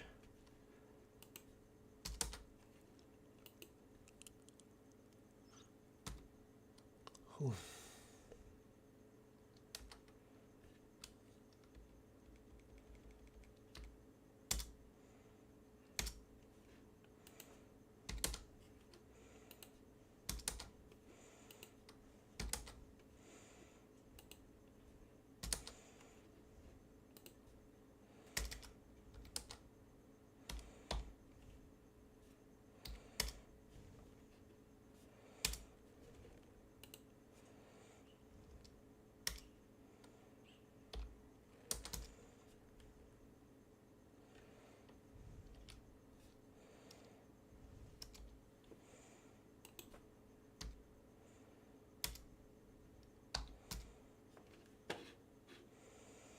Alrighty guys, well what I might do is I might call this a stream. Give me 2 hours, let everyone get on to what they're doing. I've only got 3 people watching at the moment, that's alright. But I've got 3 concurrent viewers, got 5 current viewers. I'll leave it up to you guys. How about you jump into the chat and say, yeah, you want me to continue, nay, you don't. I mean, we've been going, like I said, been going for 2 hours at the moment, and you've kind of dropped off in the chat there. It's got a little bit quiet, which I understand, but let me know.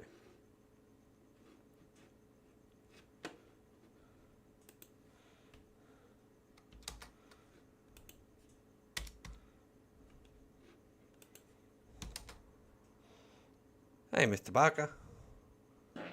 Whoop. Hope you guys didn't hear that. You probably did. I'm on a leather chair after all.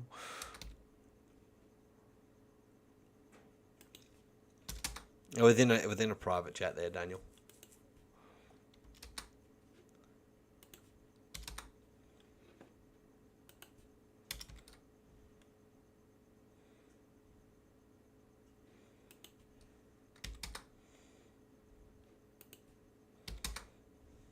Hey, how's it going, Troy? I'm currently, as you can see on my screen, I'm currently editing, working on the Practical Blacksmith Companion. It's doing, bringing it over from some of my source material and editing, trying to put it in a decent sort of order to begin with, and getting it started at least. Still got a lot of time. No, damn it.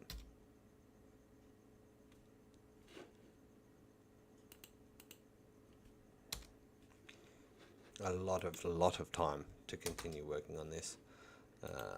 Lots of stuff to put in.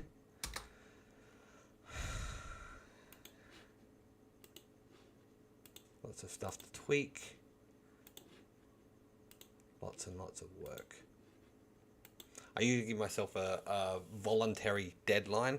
Like I don't really have anyone I'm responsible to for this in putting it together in a particular time, but by giving myself some sort of a deadline, it means I don't just procrastinate for the next however many months or years. So my personally imposed deadline is actually Christmas. try to have this done by Christmas.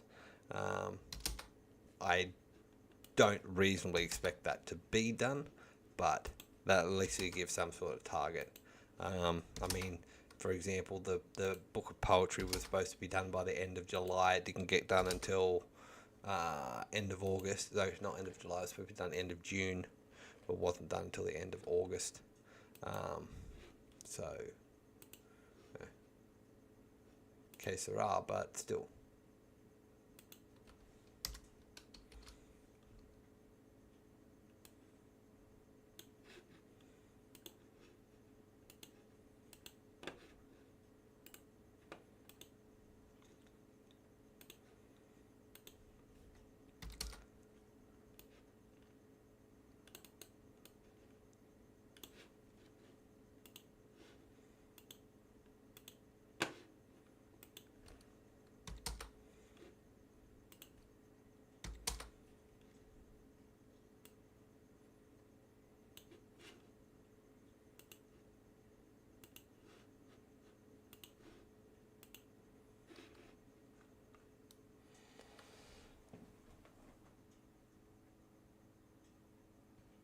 Okie dokie. No worries, Troy. Thank you very much for popping in, giving some love and leaving a like.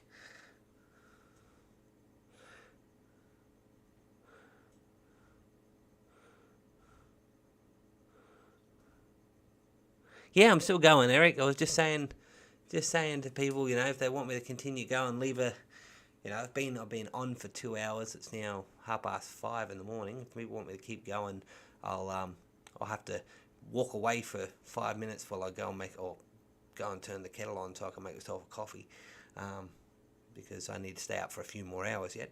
But if I'm happy to continue, just basically you're just watching me, move information over and then condense it to a readable chunk. But yeah,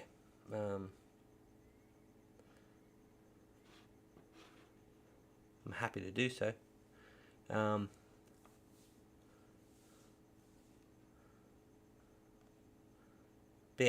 yeah, if you want to continue listening, and chatting to me and leaving comments in the chat and having my smooth sultry sounds in the background, say it in the comment.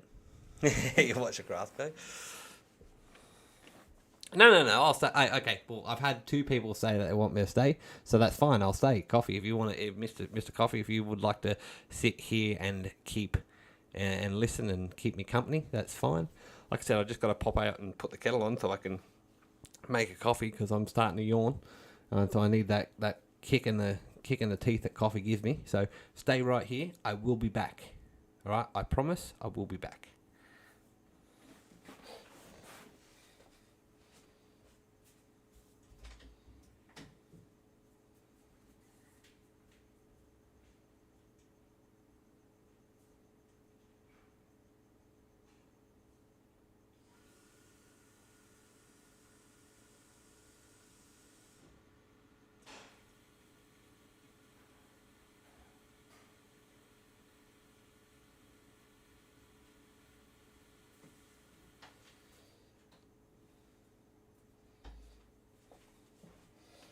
Alrighty, kettle's on.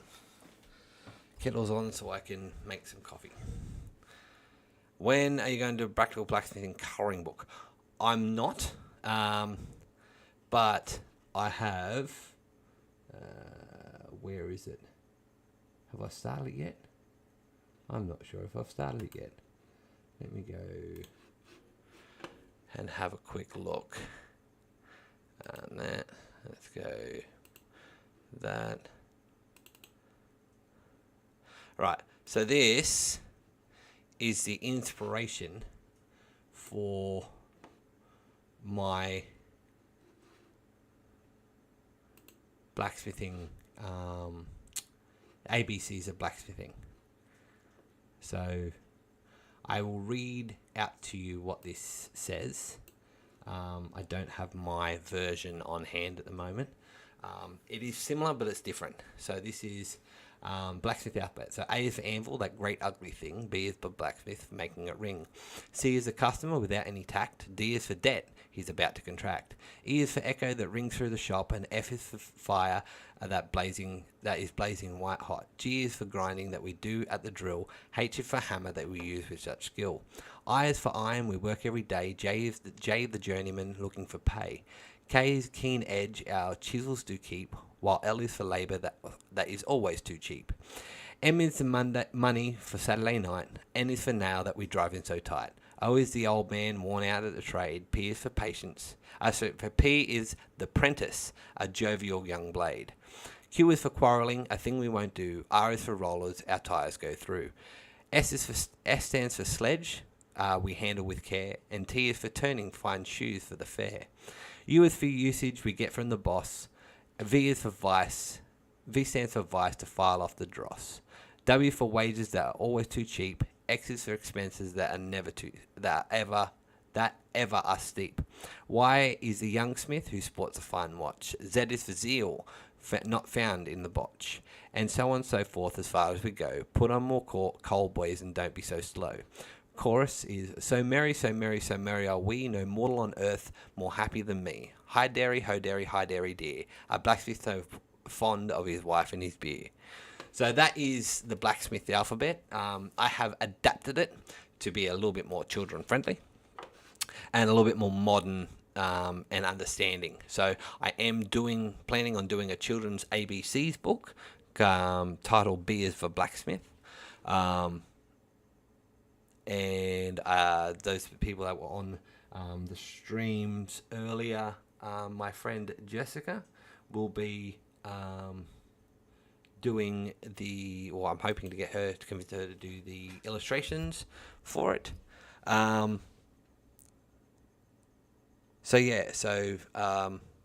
to get Jessica to do the illustration for it and turn it into a brightly coloured children's book for those of you that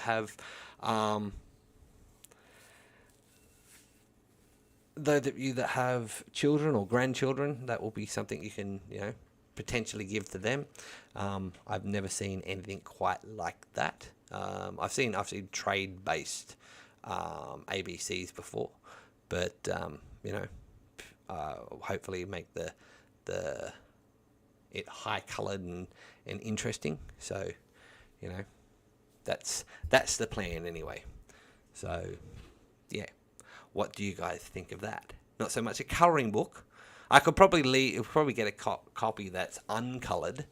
Get a brightly coloured one, and then do another one that's a colouring in book. That's just the outlines, which will be interesting. But that all depends on what my core group think.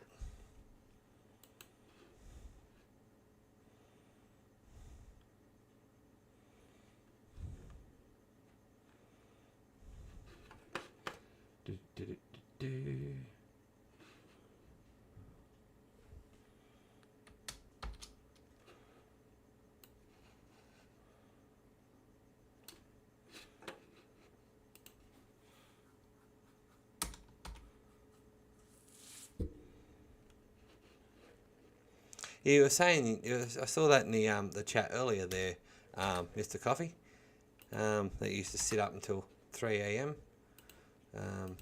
Doing that sort of thing. It was very nice of you.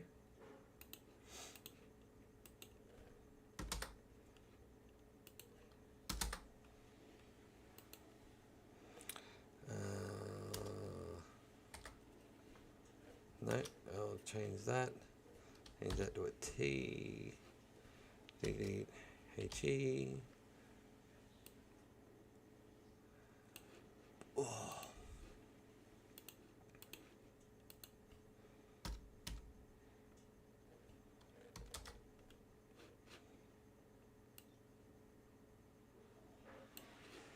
Let me just finish what I'm doing here, and then I'll have a look at the chat again.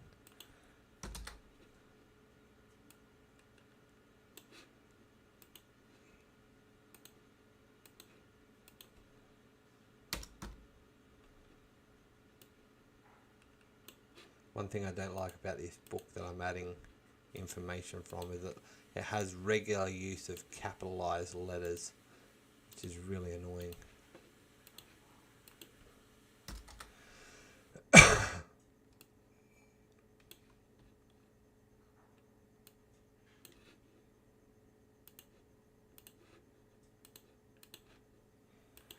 Okay, so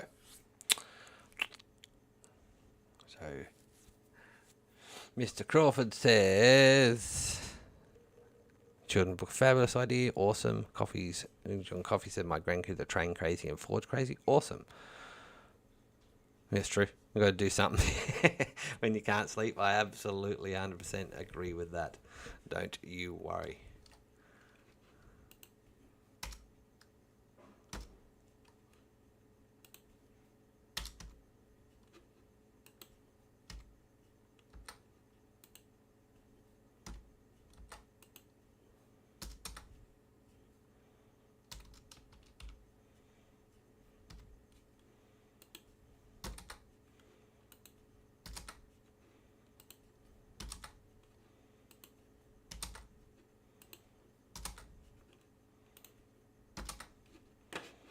So I've got 2 votes for yes on the children's book and colouring book. Is it just the children's book, or the children's book and leaving a copy uncoloured so that there's a colouring book option as well? Because that's what I would do. I just take the same book, leave one with uncoloured pictures, the other one with coloured pictures, and that would do the colouring and just the regular book. If not, if it's a nay for the colouring book, then I'll just do the fully coloured one for the children's book.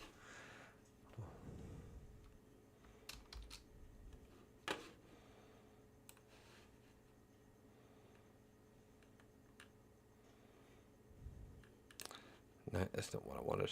That's what I wanted.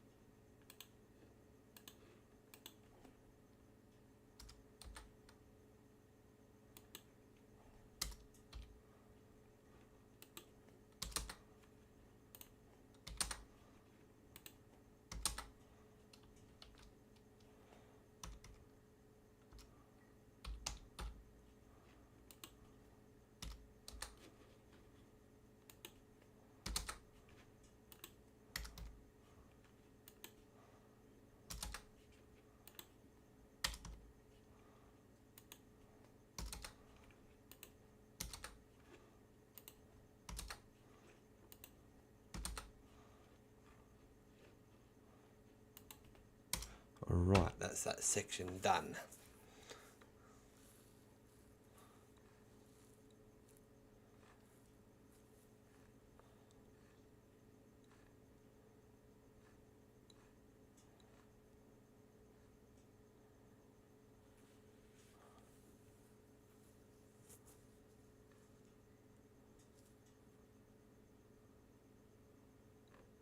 I need to go back and get the pictures for that so that can be put in.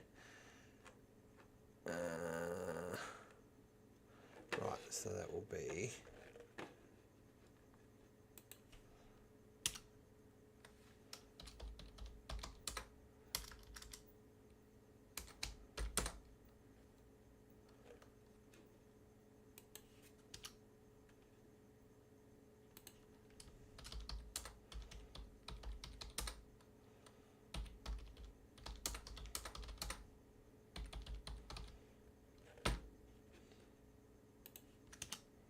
no,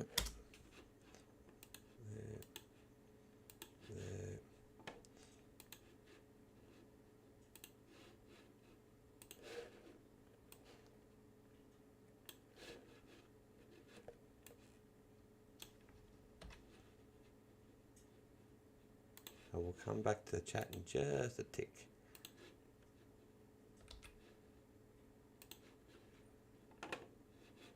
And then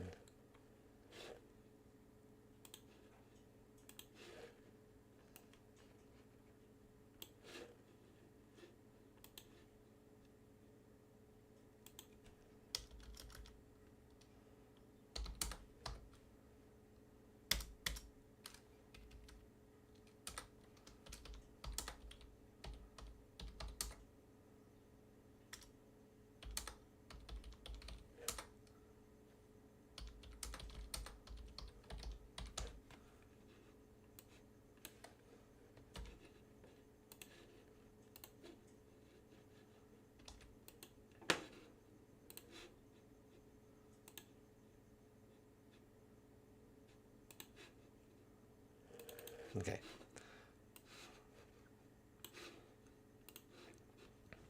Right, I like a children's book. Thought mentioning my colouring book was just my smart artery. Great idea. Fat thumbs. No, that's Grandpa. That's true.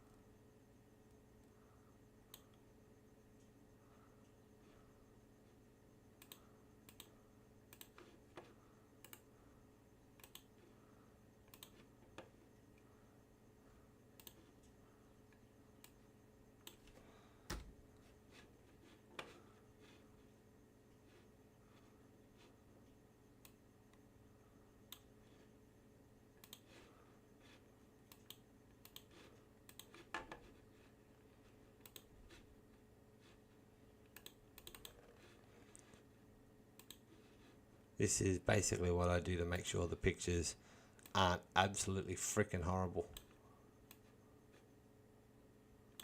Because they can be. Sometimes. I just saw that was on a yellow page, so I'm trying to make it so that it looks relatively white rather than washed out in yellow. And sometimes it takes a couple. Oh, that was good. Couple iterations. Yep, that goes that way. That goes that way.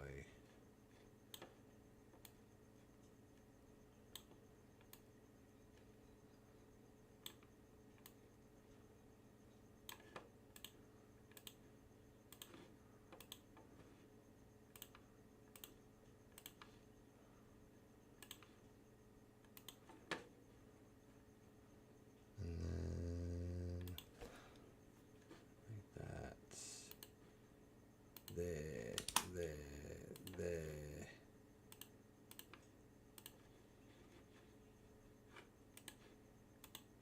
There we go. Alrighty, so what's being said?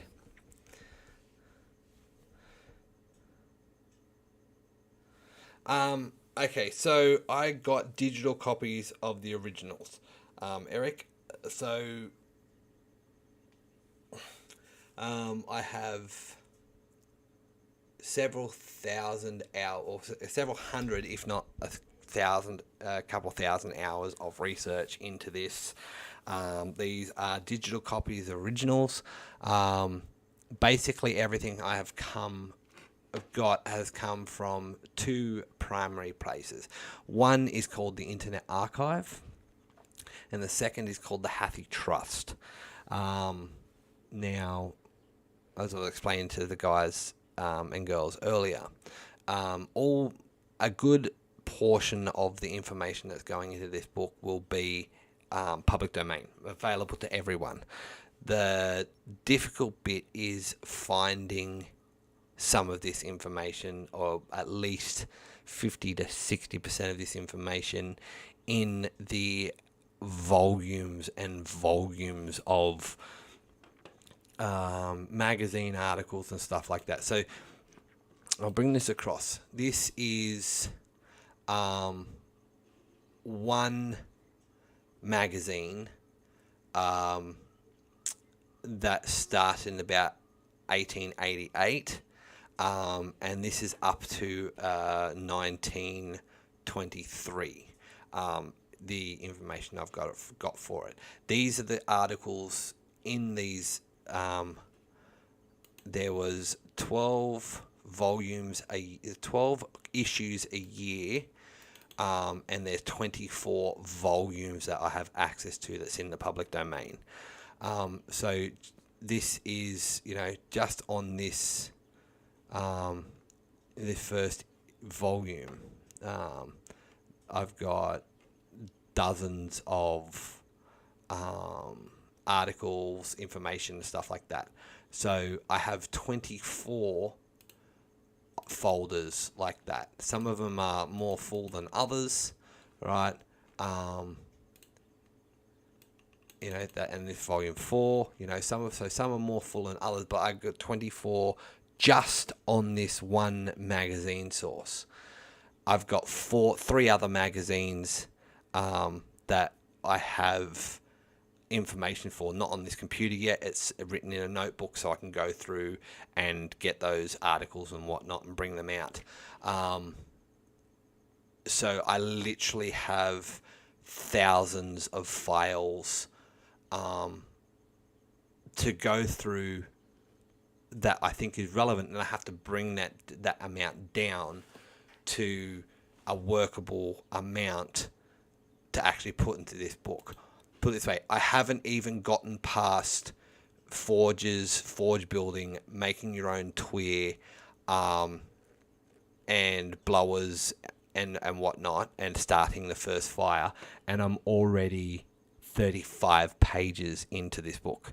So if I scroll up, okay, it's not all organized and everything yet, but I'm trying to make it so it's accessible to everyone and everyone uses it. So for example, this is page 11, and I have plans for how to make your own tweer. Something as simple as a pipe, or a pipe with holes drilled into an actual drop gate tweer with measurements, and how to a design on how to build it. I've got how to make your own hub for a blower. I have different types of forges and how to build them, from a J-bod forge. There's a picture of a concrete forge here. Information on forges. So I'm trying to make it accessible so someone can pick up this book and find information on how to build a forge, what type of anvil, or how to build an anvil, how to make your tools, and then there's going to be a whole heap of different exercises and plans in this that people will actually be able to do as well as having a lot of relevant information from smiths that are well long dead, in order to maintain that information. So like I said, any of this information is accessible to any one of you if you decide to put the time and effort into going and finding it. The hardest bit is that a lot of it is buried for most people.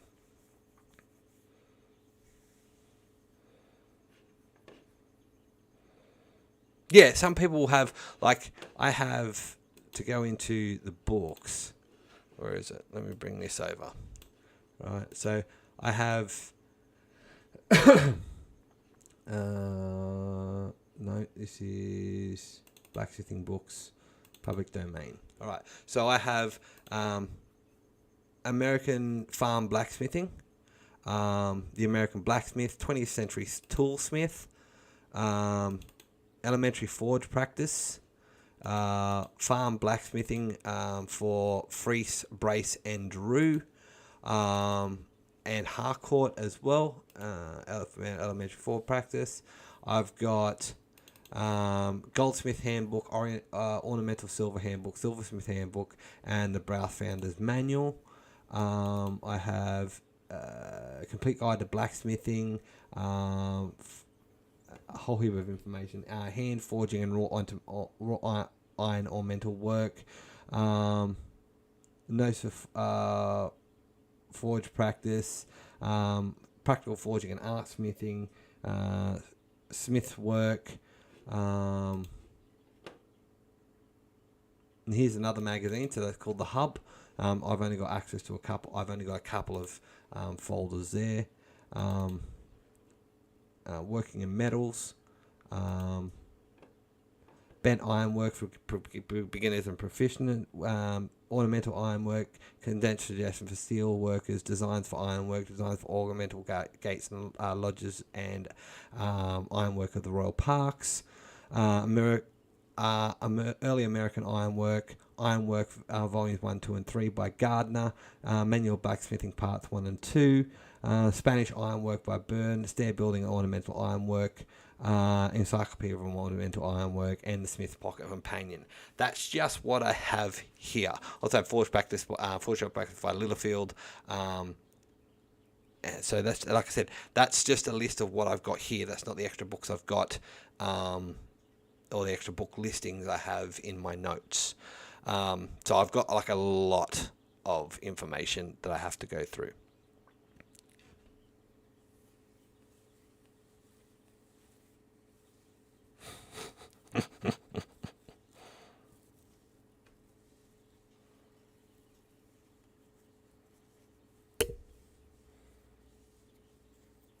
See you, Trail Dust. So yeah, hold on for a minute, guys. I'm going to go make myself a coffee. I went and put the kettle on before. I know it's boiled by now, so I'm going to quickly go make myself a coffee, and I will be back. But like I said, well, just finish what I was saying. So all those books will be in the bibliography or in the reference list. So, like I said, if you really want to go and have a deep dive into my after my book's been published, I'd absolutely give you the list will be there for you to look into. But yeah, I also plan on all of these books. They're all offered on the Jungle website. I intend to clean them up and probably republish them as well, not annotated, but at least offering them, for a couple of dollars, because I intend on getting every single one of the books that I'm referencing to have on my library anyway. Because, like I said, I prefer paper to electronic, and it's kind of also how this started, because I wanted to have paper books, and trying to get them printed by yourself is really expensive. So if I can put these books up on there for $10 US, and you can pick them up for every time you got an extra $10, buy a book, and that's going to be valuable. That's the way I kind of see it. But I'll be back in a minute.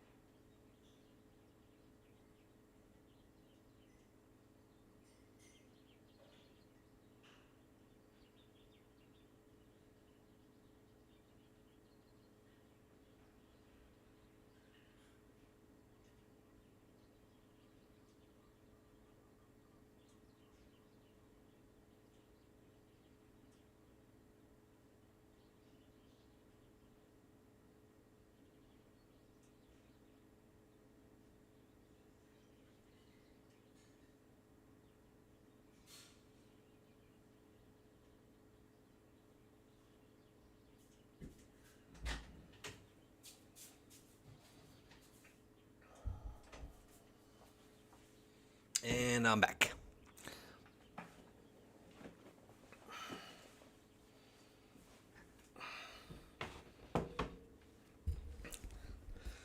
So, oh yeah, talking about books. So yeah, like I said, I fully intend on printing these, or putting them up on Amazon in order to print as well. And to make it easier for people, when I do it, I'll be listing it under, the Essential Blacksmith Library or something like that. So people can actually just go to one place and get basically all the books.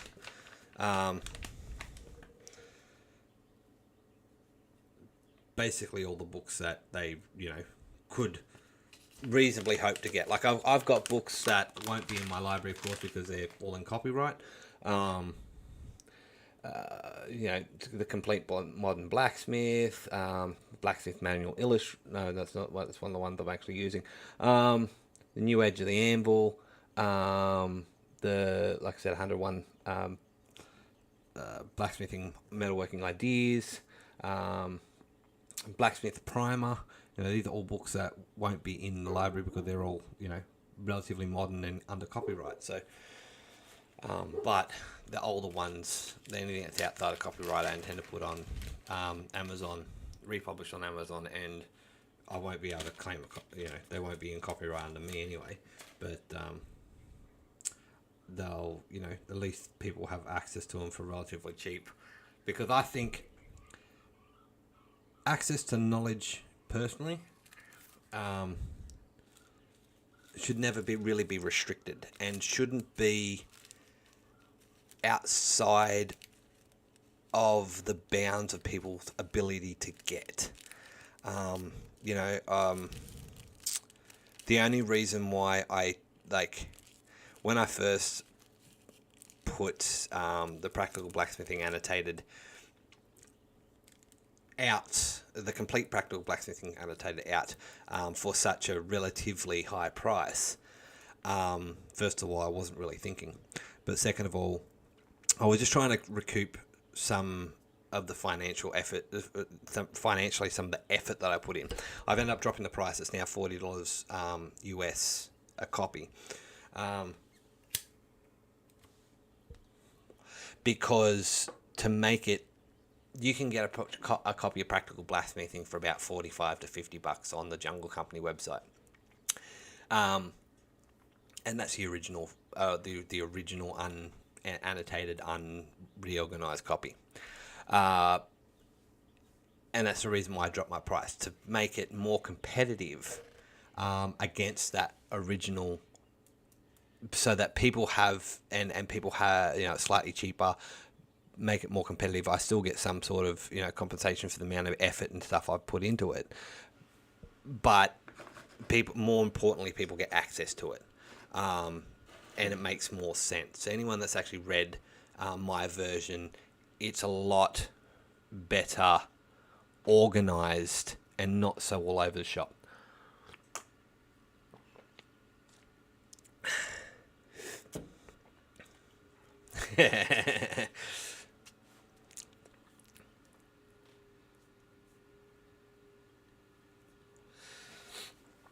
No, I didn't notice you switched to coffee. I'm drinking your namesake at the moment. I don't generally drink coffee, but I need it to stay awake. I've got a couple more hours. I've got to stay awake. I'll stay awake until about 9 a.m. It's currently 6. So, welcome back there, Crawford.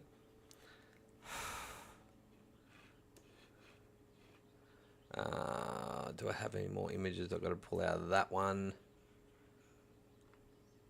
No, I don't. Okay, let's go to that one. What book is this? This is...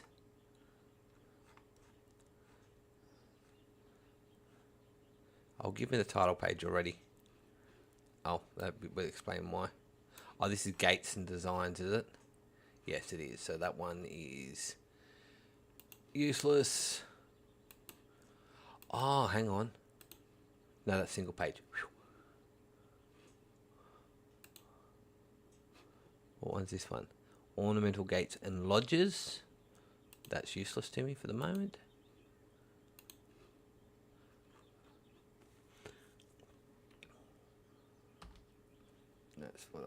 did. So it was fire. Okay.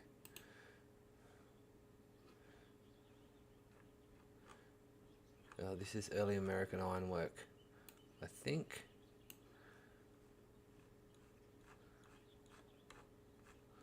Yes.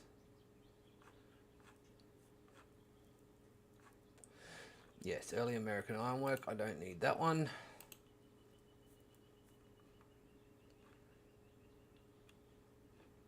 What one's this one? Let's go back up.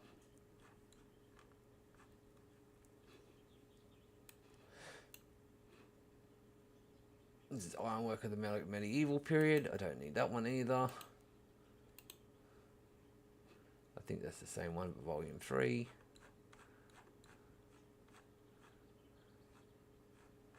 Oh, come on. Yes, that is volume 3. Alright. What was this one? Manual blacksmithing. Alright, let's go Control F, Control V.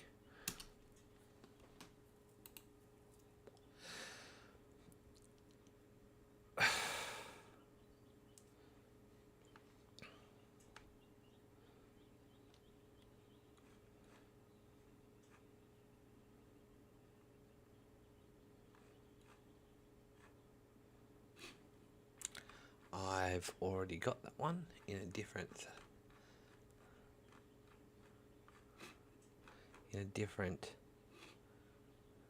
yes, I have.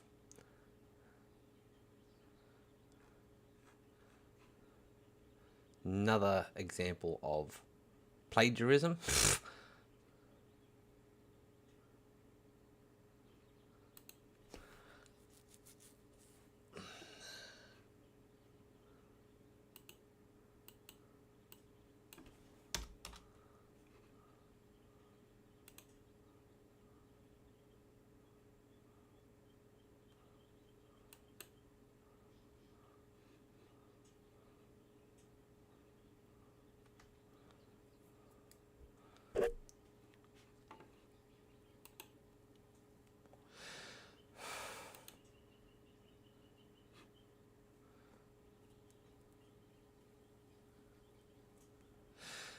All right, so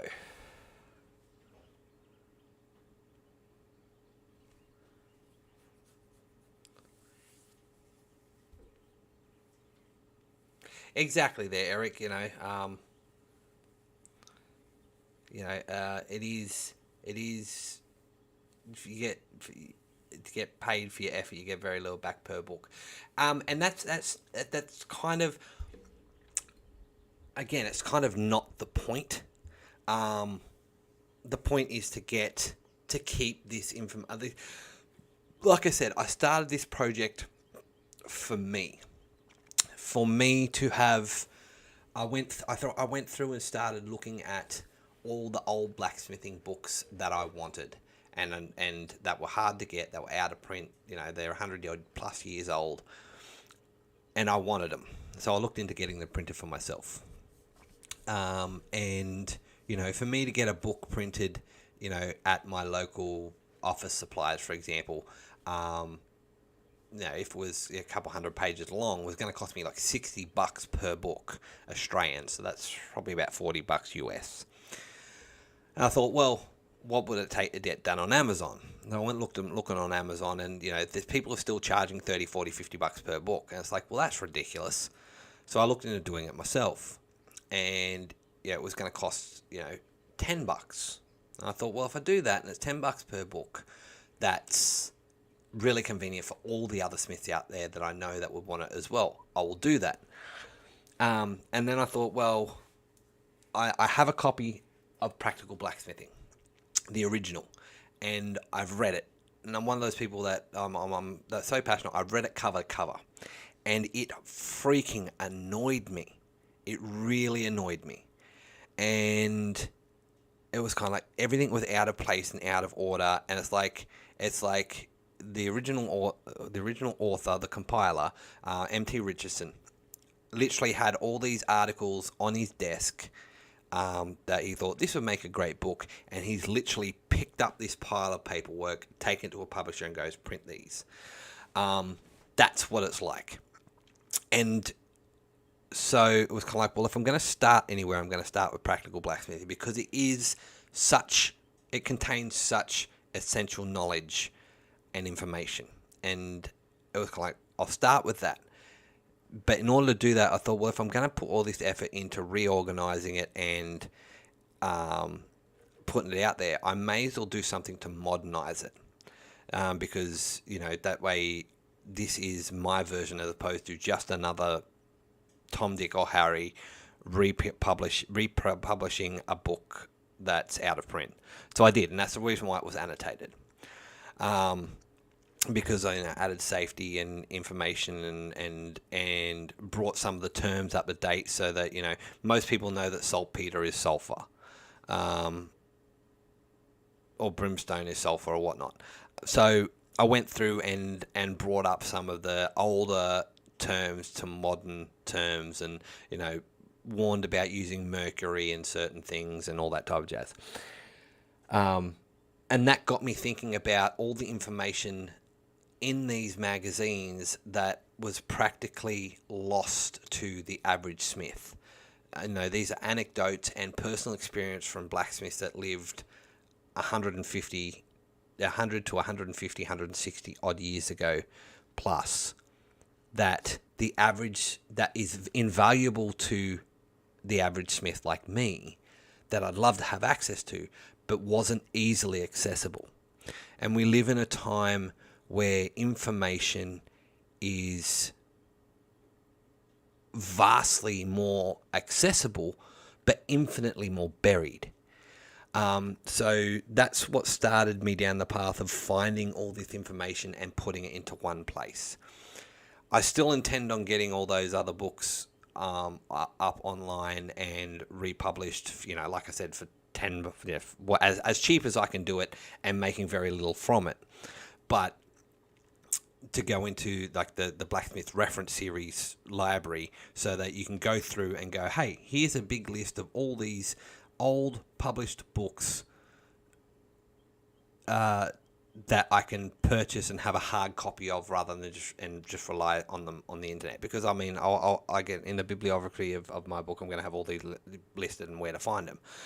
If you want to go and do it your own and just have an e-copy, an electronic copy on your computer.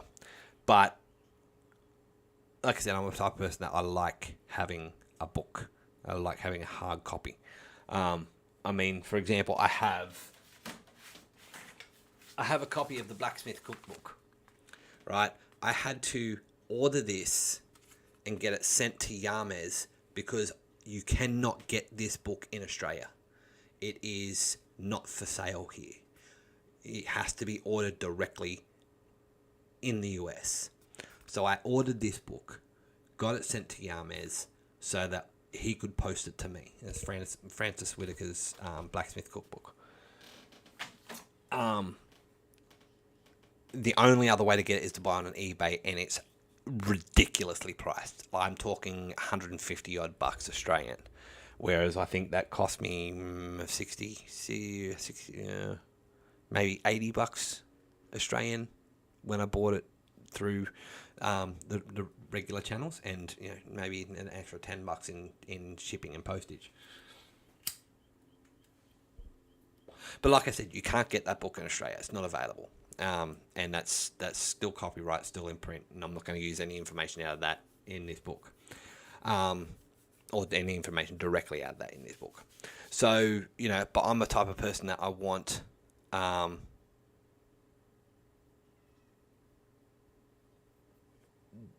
like hardcover books because if the power ever goes out, I still have access to my books. The only way I'm ever going to lose my books is if there's a fire or flood and it destroys them. And no, I'm not starting a black market in books in Australia. I've like I said, I've got that legally above board. Just had it sent to Yarmez and then got sent to me. It's not illegal to have in Australia. It's just they don't. The Francis Whitaker doesn't sell it in the Australian market.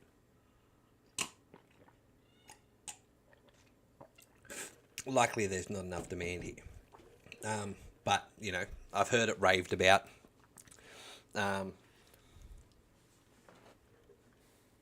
Yeah, but Eric, that's why I use, you know, the Jungle Company. You know, because that way it's going to be cheaper on, you know, if I put, say for example, the Elementary Forge Practice, right, which is 289 pages, and I put it on Amazon for $15. Right, actually, I'll there's something I can do right now. Let's go to the Jungle Company, and let's go, you know, let's go to the US one. Thank you.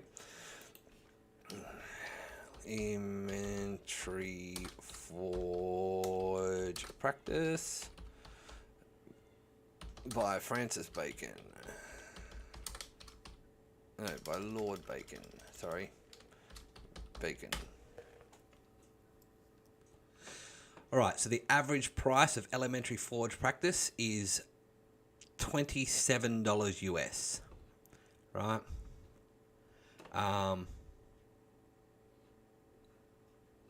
And I can only really find one copy. Let's go into that and see if there's any other available.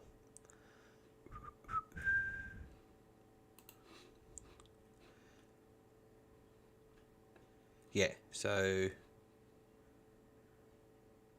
yeah, you can get them used from $22 US, brand new from 27. Right, the average price is about 30 odd, to be honest, or up to 40. And hardcover you can get for 29. Average price is about mid 30s.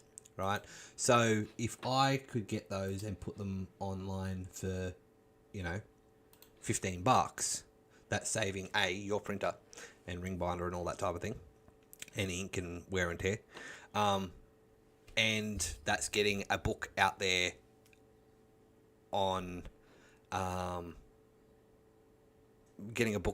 to Smiths that the information could be helpful for, or to have a classic blacksmithing book in your collection for, you know, half the price.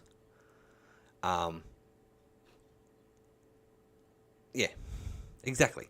I think his name was hang on. It's John Lord Bacon. What a name. So yeah, so you know, that's my plan. Please no one steal it. Yes, I'm still here. So yeah, that's my plan. To have all these books, you know, for an affordable price, online, ready for you to get. It's going to take me a little while. I need time to do it. I've got to compile them all, but it is what it is, you know.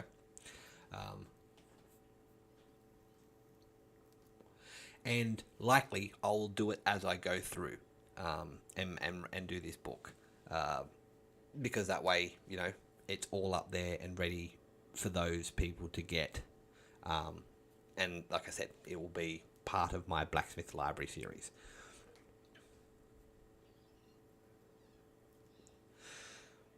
So yeah.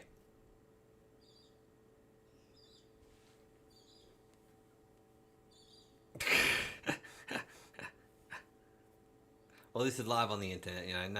No. What is it? No good turn goes unpunished.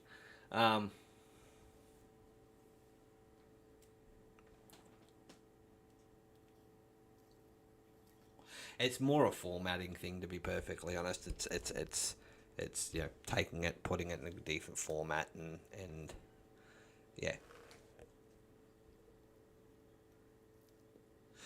That's pretty much it. But yeah, that's my plans anyway.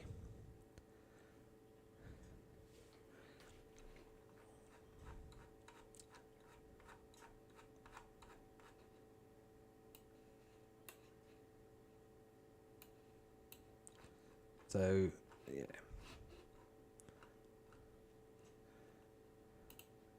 Now what were they doing? That one I've already done.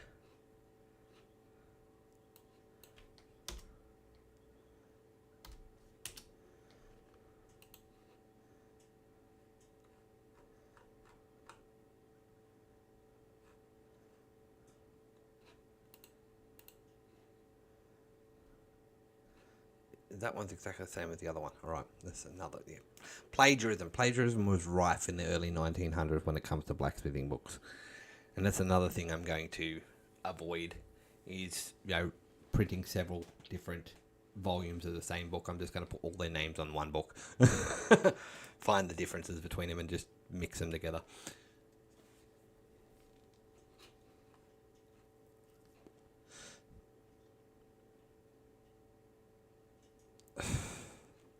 So yeah, lots and lots of work in my future, but I'm excited because I want that information to last another. Copyright laws have been in place in the US since about the mid 1800s, but I think prior to 1903 in the US, it was only for like 10 to 15 years that your copyrights were valid for. And that was if actually, like for example, one person published something on the east coast of the US and a person was traveling on the east coast and came across a copy of the book, plagiarized it, and then went back to the west coast and published it there. Or even worse, took it overseas and published it there. The likelihood back then of the original author coming across it was less. I think it was in 1903, the copyright was then extended to something like 25 years. 25 years for a book, and then I think it was only like 5 or 6 years for a periodical, magazine, newspaper, etc. Then in the from 19, I think it was 1903, once that first initial 25 years is up, you could apply to re-establish your copyright for another 25 years, but you had to go and register it. And that was only if your book was originally registered for copyright. Then you could re-register your copy for copyright for another 25 years. So that's the reason why it was 1919 that happened, with the 25 years one. And that's why up until 1919, like it was 1903, because between 2003 and 2019 or something like that, there was no books that were in the public released to public domain. And then in like 2019 or 2020 or something, there was a spate, like it was a big hit of a whole heap of books coming into the public domain, because what had happened was, you could re-register your copyright after 25 years, and then it took it into 1950s or something like. And then in the 1950s, the law was changed that you automatically had, and it was backdated, that you already automatically had an extra, automatically had an 50-year copyright. And then I think it was in the 1970s, they changed the law again, the copyright law in the US again, to cover, as long as books were re-registered for copyright, then they went to something like 90 years. And then in the late 80s or early 90s, the copyright law was changed again, which was you no longer had to register for copyright, and or works that was done by you that was that were printed after 1970s were automatically under copyright for 100 years from the death of the author. So basically, we've got up until 2077, we'll get a annual release of books that come out of copyright, the first editions anyway, that will come out of copyright, and then basically from 2078, it will practically be 100 years before we get any more public domain books. So so it's 100 years from the death of the author now for all for all copyrightable works, except adaptations, which the copyright will fall under the new artist or company, or adaptations, derivatives, and inspired works. So, for example, Winnie the Pooh, for example, is a really good example. Winnie the Pooh is the books, and Alice in Wonderland, the books, are in the public domain. Anyone can take them, anyone can print them, right? But, and for example, Disney can't sue you for the Alice in Wonderland or Winnie the Pooh books. However, their Alice in Wonderland and Winnie the Pooh, as done by Disney, are adaptations. So you can't do a film or a cartoon or that type of thing based on Disney's version of Winnie the Pooh or Alice in Wonderland. Right? You can do an entirely complete adaptation. Like, for example, Winnie the Pooh with as was designed by Disney or the cartoon company or whatever did it, is a unique and copyrighted look. The ones, the pictures that were drawn in the book, which are similar but not the same, are out of copyright. So you can use that design. So that's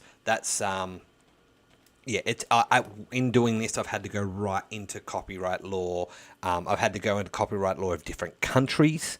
Because, for example, Australia also, like the basically most of the world goes off the rule of thumb that if it's legal in the US, it's legal everywhere else, because the US kind of has the longest, or one of the longest and broadest copyright laws regarding length of time till it goes in the public domain. They're not the longest though. I think India might have the longest for private, or there's certain countries that I think there's one that's like 120 years. No worries, John. Thank you very much. You have a great day. My weekend's over. It's Monday now. But yeah, so like I said, there's another country that has like a really long one, like 120 years, but it doesn't really matter. Australia has very similar copyright laws to the US in the sense of it's 100 years from the death of the author.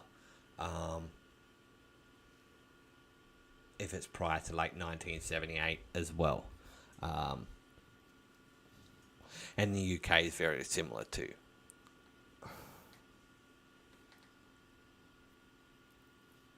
That's right there, Daniel. That's exactly right. So yeah, like I said, it's all. Well, I better pick that piece of paper up just a second. Sorry, it's my ADD kicking in. One of my reference papers. No, I've got to keep that because it's got important information on it.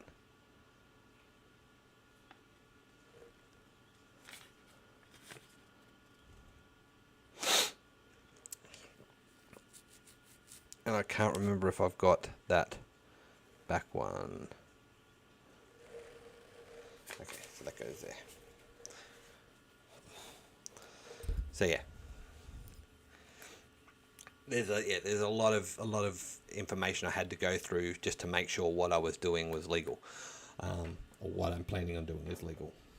So yeah, basically anything printed up to, it's definitely up to 1923 is public domain. Anything printed after after 1903, I basically have to double check that it's in the public domain. And even like some of the source material that I've been trying to get access to, I've been denied. I've actually contacted the libraries and stuff that have them in their archives to try and get access to them, and I have been denied access to them because they can't guarantee that these works are out of copyright, even though I've turned around and gone, well, under the copyright law of this of the country that they're in and the country that they're published, that the copyright was X, and according to that, these should be out of copyright. And then they turn around and go, but according to the Copyright Act of this country in this year, that changed that. Yeah, and it's like, well, yes, it did change that, but still, even under that copyright law, these original pieces would have been out of copyright by then, let alone out of copyright by now. Like for example, if it was an example is I was trying to get a hold of a copy of a Australian periodical on blacksmithing that for 1924, 1925 and 1926, according to Australian copyright law in that period, it only had 5 years. So even by the change of the law in 1958 in the US and in Australia, it was well out of copyright back then, and it should have been in public domain. But they're going off the current one where it's like, well, which was only backdated in 1978. They're saying, well, if they had re-registered the copyright, then it would have been, it may have been under copyright by 1978. It's like, well, no, because it would have been out of copyright by 1930 or at latest 1940. It's still out of copyright. It should be in the public domain. Let me have access to it. No, we can't guarantee it's it's in public domain, so you can't have access to it. And it's kind of like, you mother frickers. So yeah, it really annoyed me.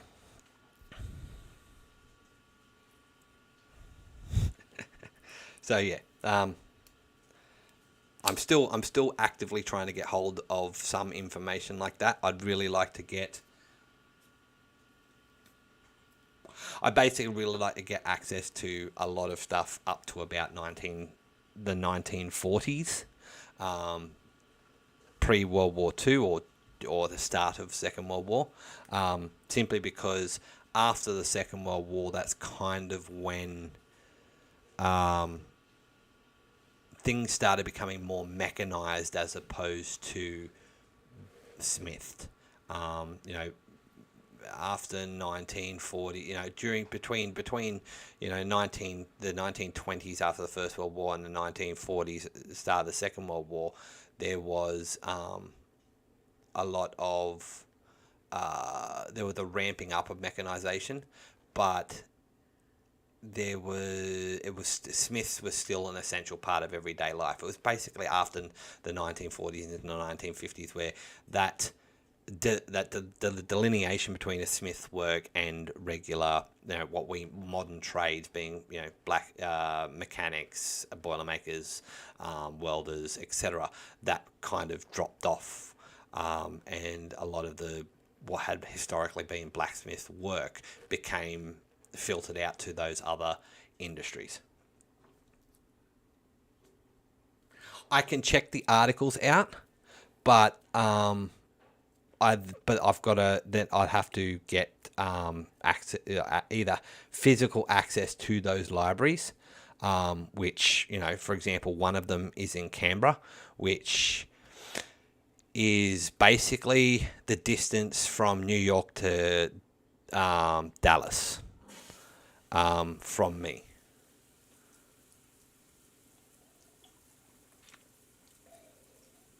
In other words, a hell of a long way.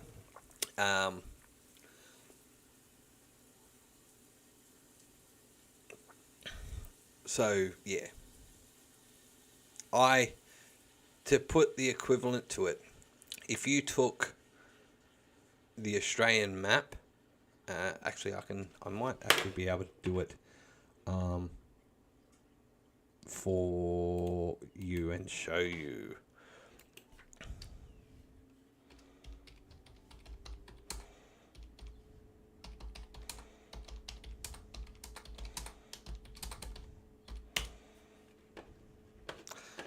Yep.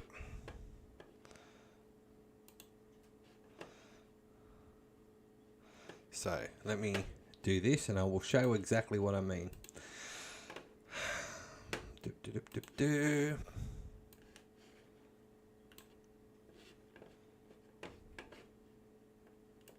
So, I'm not sure if you can see this, but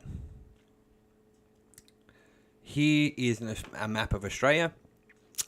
superimposed over the map, a map of the US,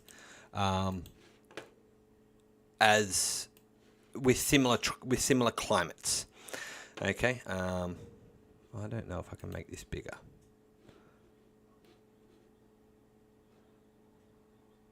Okay. So I live here. All right. So where my cross is at the moment, I live up here. Was up here because this is flipped upside down for you guys because we have a very similar climate to this part of the world, that part of the world, right? Canberra is down here, right? So it is a long distance from where I am to where Canberra is. Sam Towns lives down here. Okay, Seth Wood, the hammer maker, lives over here somewhere. Alex from Valhalla Ironworks lives down here. I am well and truly isolated from everyone, right? Oh yeah, no look, I've driven that far before there, Daniel, right? Yeah. So I can have books transferred as well, but when they're in special collections like these ones, because of their historical significance and their simple age, I can only get access to the online one that they allow online, and some of these volumes they don't allow online, right? And yeah, like I can travel that far, and like I said, I traveled to Sam apart from this since COVID, right? I last seen Sam. Went to Sam's place in person in May 2020, and then everything shut down. So like I'd been interstate before the global shutdown. I think it was just before the global shutdown. So I've driven that far. I mean, I drove when I moved back to Northern Territory. I drove from there from where Brisbane is up through here and up to the Northern Territory. I've driven tens of thousands of kilometres, no worries. The thing is, for me to do that, I'd have to, take 2 weeks off, because that's a 3-day, 4-day drive just to get there, and then a 4-day drive to get back. That's exactly right there, Eric. So, but that kind of show, like a lot of people don't realise that Australia is, it's nearly as big as the US. That is almost an accurate kind of depiction of how the Australia and the US are size-wise, and this bottom area is cold. This is bottom for us, it's top for you, is cold. And then up here, in the top end for us, which is south for you, is hot and tropical.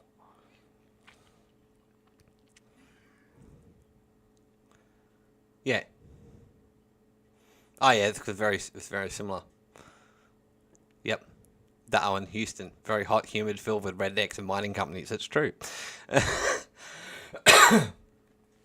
Yep. And Tampa versus Cairns, that's absolutely true as well. And, Cairns are full of lunatics too. And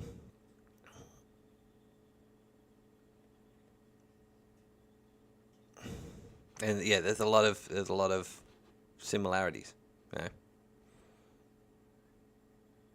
But yeah. So that's the interesting bit. Well, see, it gets cold where Sam is. It gets below freezing during the winter.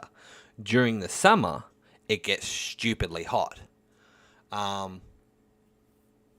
Because, okay, so where, let me go close this. Right. Let me make this large. Right. So I'm going to draw a line. I'm going to draw the states in for you.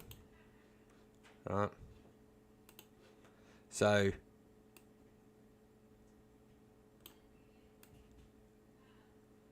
I'm going to draw the state borders. This is roughly, this isn't 100% accurate, right?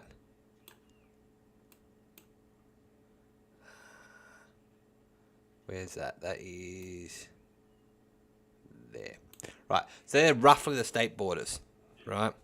So that's Queensland, that's New South Wales, that's Victoria, that's South Australia, that's the NT, and that's Western Australia, right? Now, in a different colour, I'm going to go, let's go green. This area that I'm drawing is either is relatively green. Okay. Oops, sorry. So I should go that way. Right. So the outside of the green lines, right, is green. It's farmland. It's regular grass, all that type of thing. The yellow line the orange line I'm about to draw, right, is grazing land, like grazing land, some wheat farms and stuff like that, right? I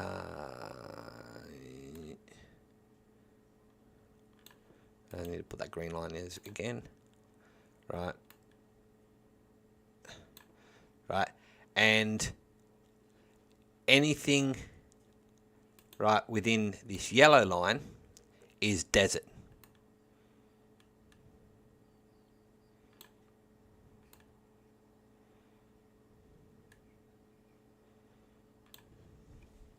Right, and I mean like sandy desert. Can't really grow much in, really big. So a third of our country is desert. Right? This area, right, when it goes into drought, which is out of 15 years, it's probably about 10, is arid to desert. Right? It's only in the areas of the green line where there is mostly regular water. If we're in drought, right, then out of 15 years, they're dry for 8. Right, and it's only kind of above, let's go pink. So it's above this pink line that we get regular rain definitely every year, right? And above this sandy coloured line, right, that they get a decent amount of rain every year. So, there is a lot of Australia that is arid. It's the reason why we're called the driest continent on Earth. Now, let me undo all these lines, and I'll show you the major rivers in Australia. All right, so I'll go blue. We've got the Murray. I've changed that colour because you can't really see it. So I'll go yellow. So this is the Murray, the Darling. Right, no, that's not quite right. The Darling. Right, we've got a couple of rivers that come here. Right, and a couple of small rivers that come down here, and a couple of, then you've got Brisbane River that comes in there. Right, and a couple of small rivers. They're our major river systems. Pretty much. Right.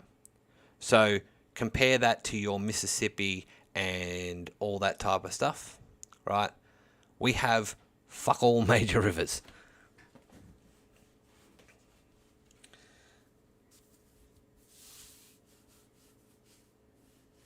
No, the closest thing we have to Mississippi is the Murray River, right? And it basically forms the border with Victoria and New South Wales. right? We have nothing like your Great Lakes, nothing. Yeah, the Rio Grande is, I'm pretty sure that's a river over there too. Nothing like that. Like, yeah. Like I said, we are a desert nation. It's a reason why, we talk, like when we talk water conservation, like we have the least amount of fresh water in the world. We have one of the biggest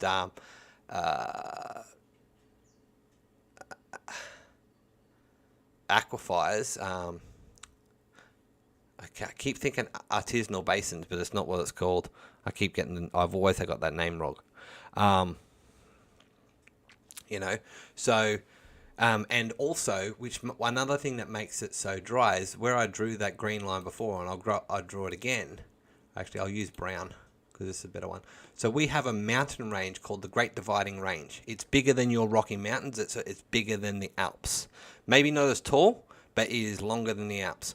We have a mountain range that starts up here, right? Goes all the way down the east coast, right? And ends down here. It's called the Great Dividing Range, or the Blue Mountains, right? Everything on the coastal side of the Great Dividing Range is green. Everything on the land side of the Great Dividing Range is arid, semi-arid, right? Grassland, savanna, all that type of stuff. Because what happens is we get all these rain clouds that come in off the ocean. They hit that mountain. They get forced up into the cool air. It starts raining. They don't make it, or very rarely make it past the actual mountains. So everything west of that is very dry. Sorry, the wifey came in. Yeah, like I said, Can you roll me one before you steal them, please? Nope. Please? Yes. Thank you. So yeah, like as you can see, it goes most of the country. Yeah. We get the snow. There's a snowy river in there and all that type of thing as well. It's the Australian Alps. They get more rain. They get more snow on the Great Dividing Range in the Australian Alps, Mount Kosciuszko and all that type of thing area, than the Swedish Alps do, right? And people don't believe it, but recreational skiing, right? People go skiing. Recreational skiing was created in Australia. The oldest ski club, recreational skiing club in the world, is in Australia. Australians were skiing for fun before anyone else. But yeah, so that's to show, like, and give you another idea. So I've been to Uluru, Ayers Rock. Yep, it's about here. Oh, a little bit, maybe about there. Right, it's the reason why they call it the heart of Australia, right, is because it's about there. It's near on in the centre. Thank you. No worries.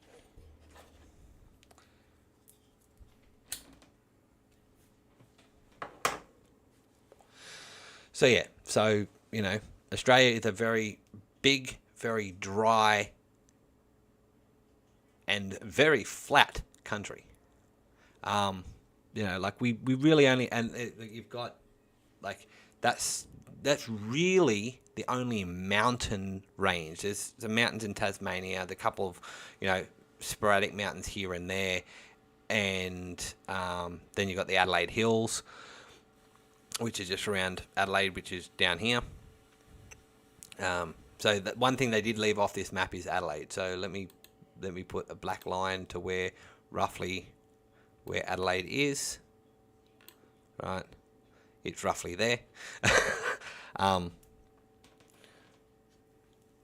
I think that's kind of close to Ohio. I think Cleveland's around here somewhere. So yeah, it's from me to where Adelaide is literally on the other side of the country. But yeah, so and from where I live, right. So I'll draw the highways to show you most of the highways. No, not one. Let's go grey. So there are highways that go here, down there, to there. There's a couple of highways that go from Canberra to Sydney. You got a highway that comes up here. You got a highway that goes in here. A highway that goes in down like that, and then this one comes back up here and joins that one, and it goes across there and goes up there. We've got a highway that goes that way. We've got a highway that comes this way and then goes all the way down the coast, and then you've got the Nullarbor, which basically is the longest straight highway in Australia, and you've got another highway that comes down and there, and I think there's a highway that goes down there and a highway that goes across there. They're our main roads. This big this highway that goes all the way around the outside, and there's an that comes back up here, and it's not bitumenized, but it's so the highway that kind of goes around the country. That's Highway 1 for us. We call it the Big Loop. No, there is a city, and I use that term very, very loosely. It's a big country town. It's not even a big country town. It's a country town. You guys have small country towns bigger than so near Ayers Rock, about 2 hours away from Ayers Rock, from Uluru, is Alice Springs, and that's roughly in the centre. But yeah. Apart from that, we don't have any. Alice Springs is probably the biggest town or whatnot in the centre of Australia.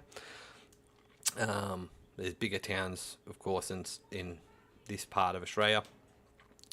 Basically, let me do a bright green line. From here, this way, is very sparsely populated. Most of the Australian population lives in this area, that green circled area. Most of the Australian population. So we had 25 odd million people. 20 odd million people live, or 22 million people live in that green circled area.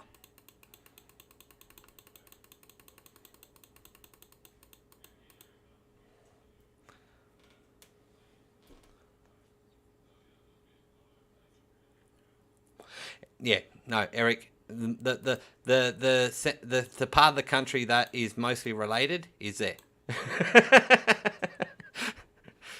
Tasmanian. Of course, I'm making funnies there. So yeah.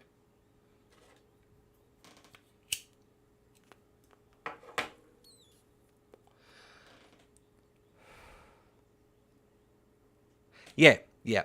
Yeah, like I said, like 80% of our population live within 50 kilometres of the ocean, and of that, 90%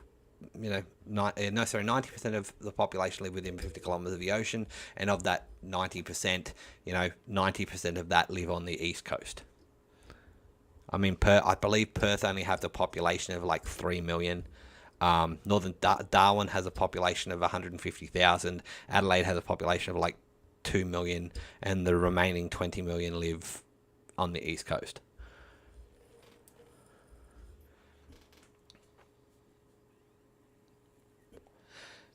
And that's because it's so dry, so far from, everything is so far from everything, right? I can drive from where I live here to here and not really pass, and not pass 1 million people.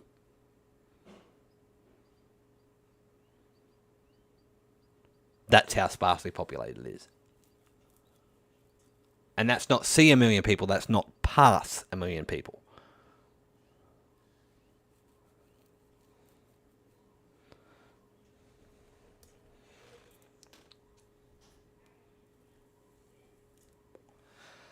But and here's something that will blow your mind, right? So Northern Territory is bigger than Texas, Arkansas, Kansas, and probably most of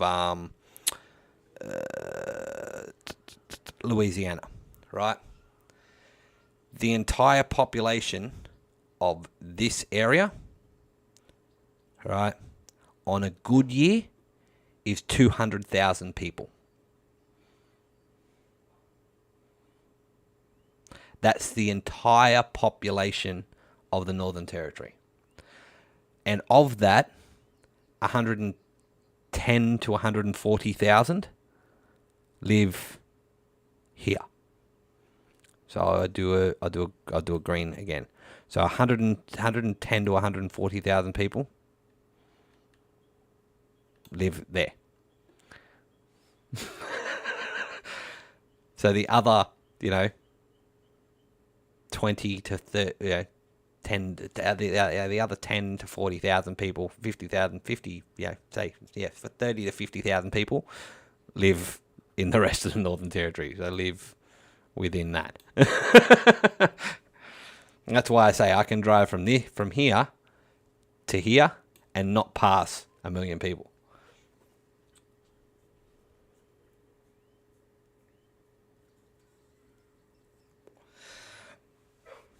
That gives you an idea of just how sparsely populated Australia is.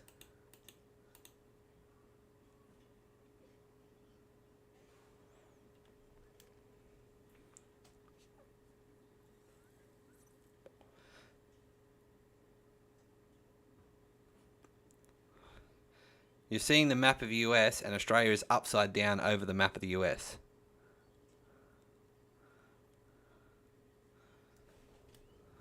And it's the map of US is in blue.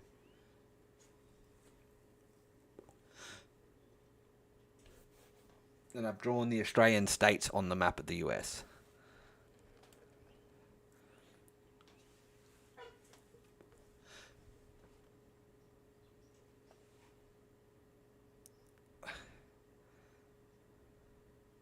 And yes, like I said, the Australian map is upside down on the US.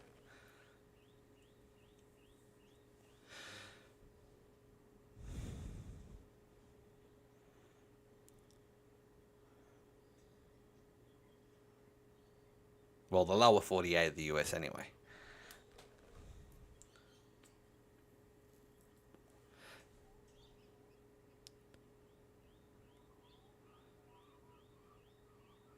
What's not included in, what's the other two? I know one's Hawaii. Oh, Alaska. I'm thinking, what's the other two? Alaska and Hawaii. Because they're not part of the lower 48.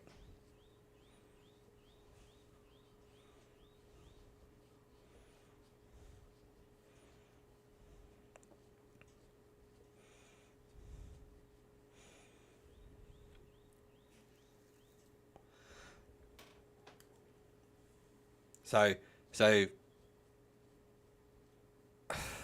Alexis and Yames, you guys are probably about where the Gold Coast is. Oh no, sorry, north of Brisbane. So yeah, you're in the Sunshine Coast. Sunshine Coast is up here. Gold Coast is down here. Or to you guys, Gold Coast is up there. Sunshine Coast is down there.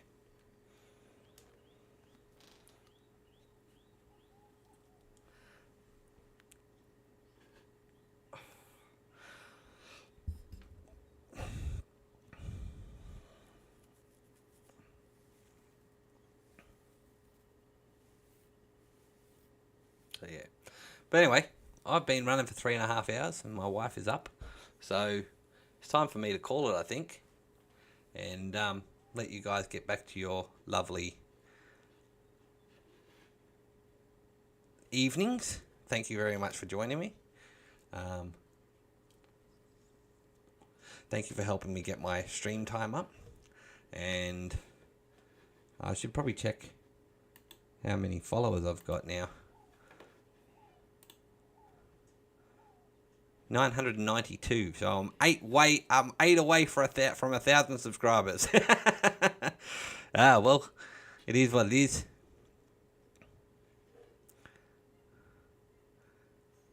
And so thanks for joining me, and I'll catch you all later. Have a great week. Enjoy your drives or travels to Quad State, and I will. Hey, it's dawn here. Look, there's the sunrise.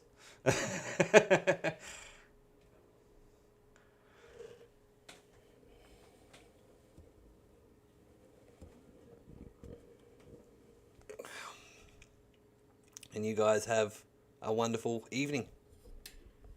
And I'll annoy you all later. Bye.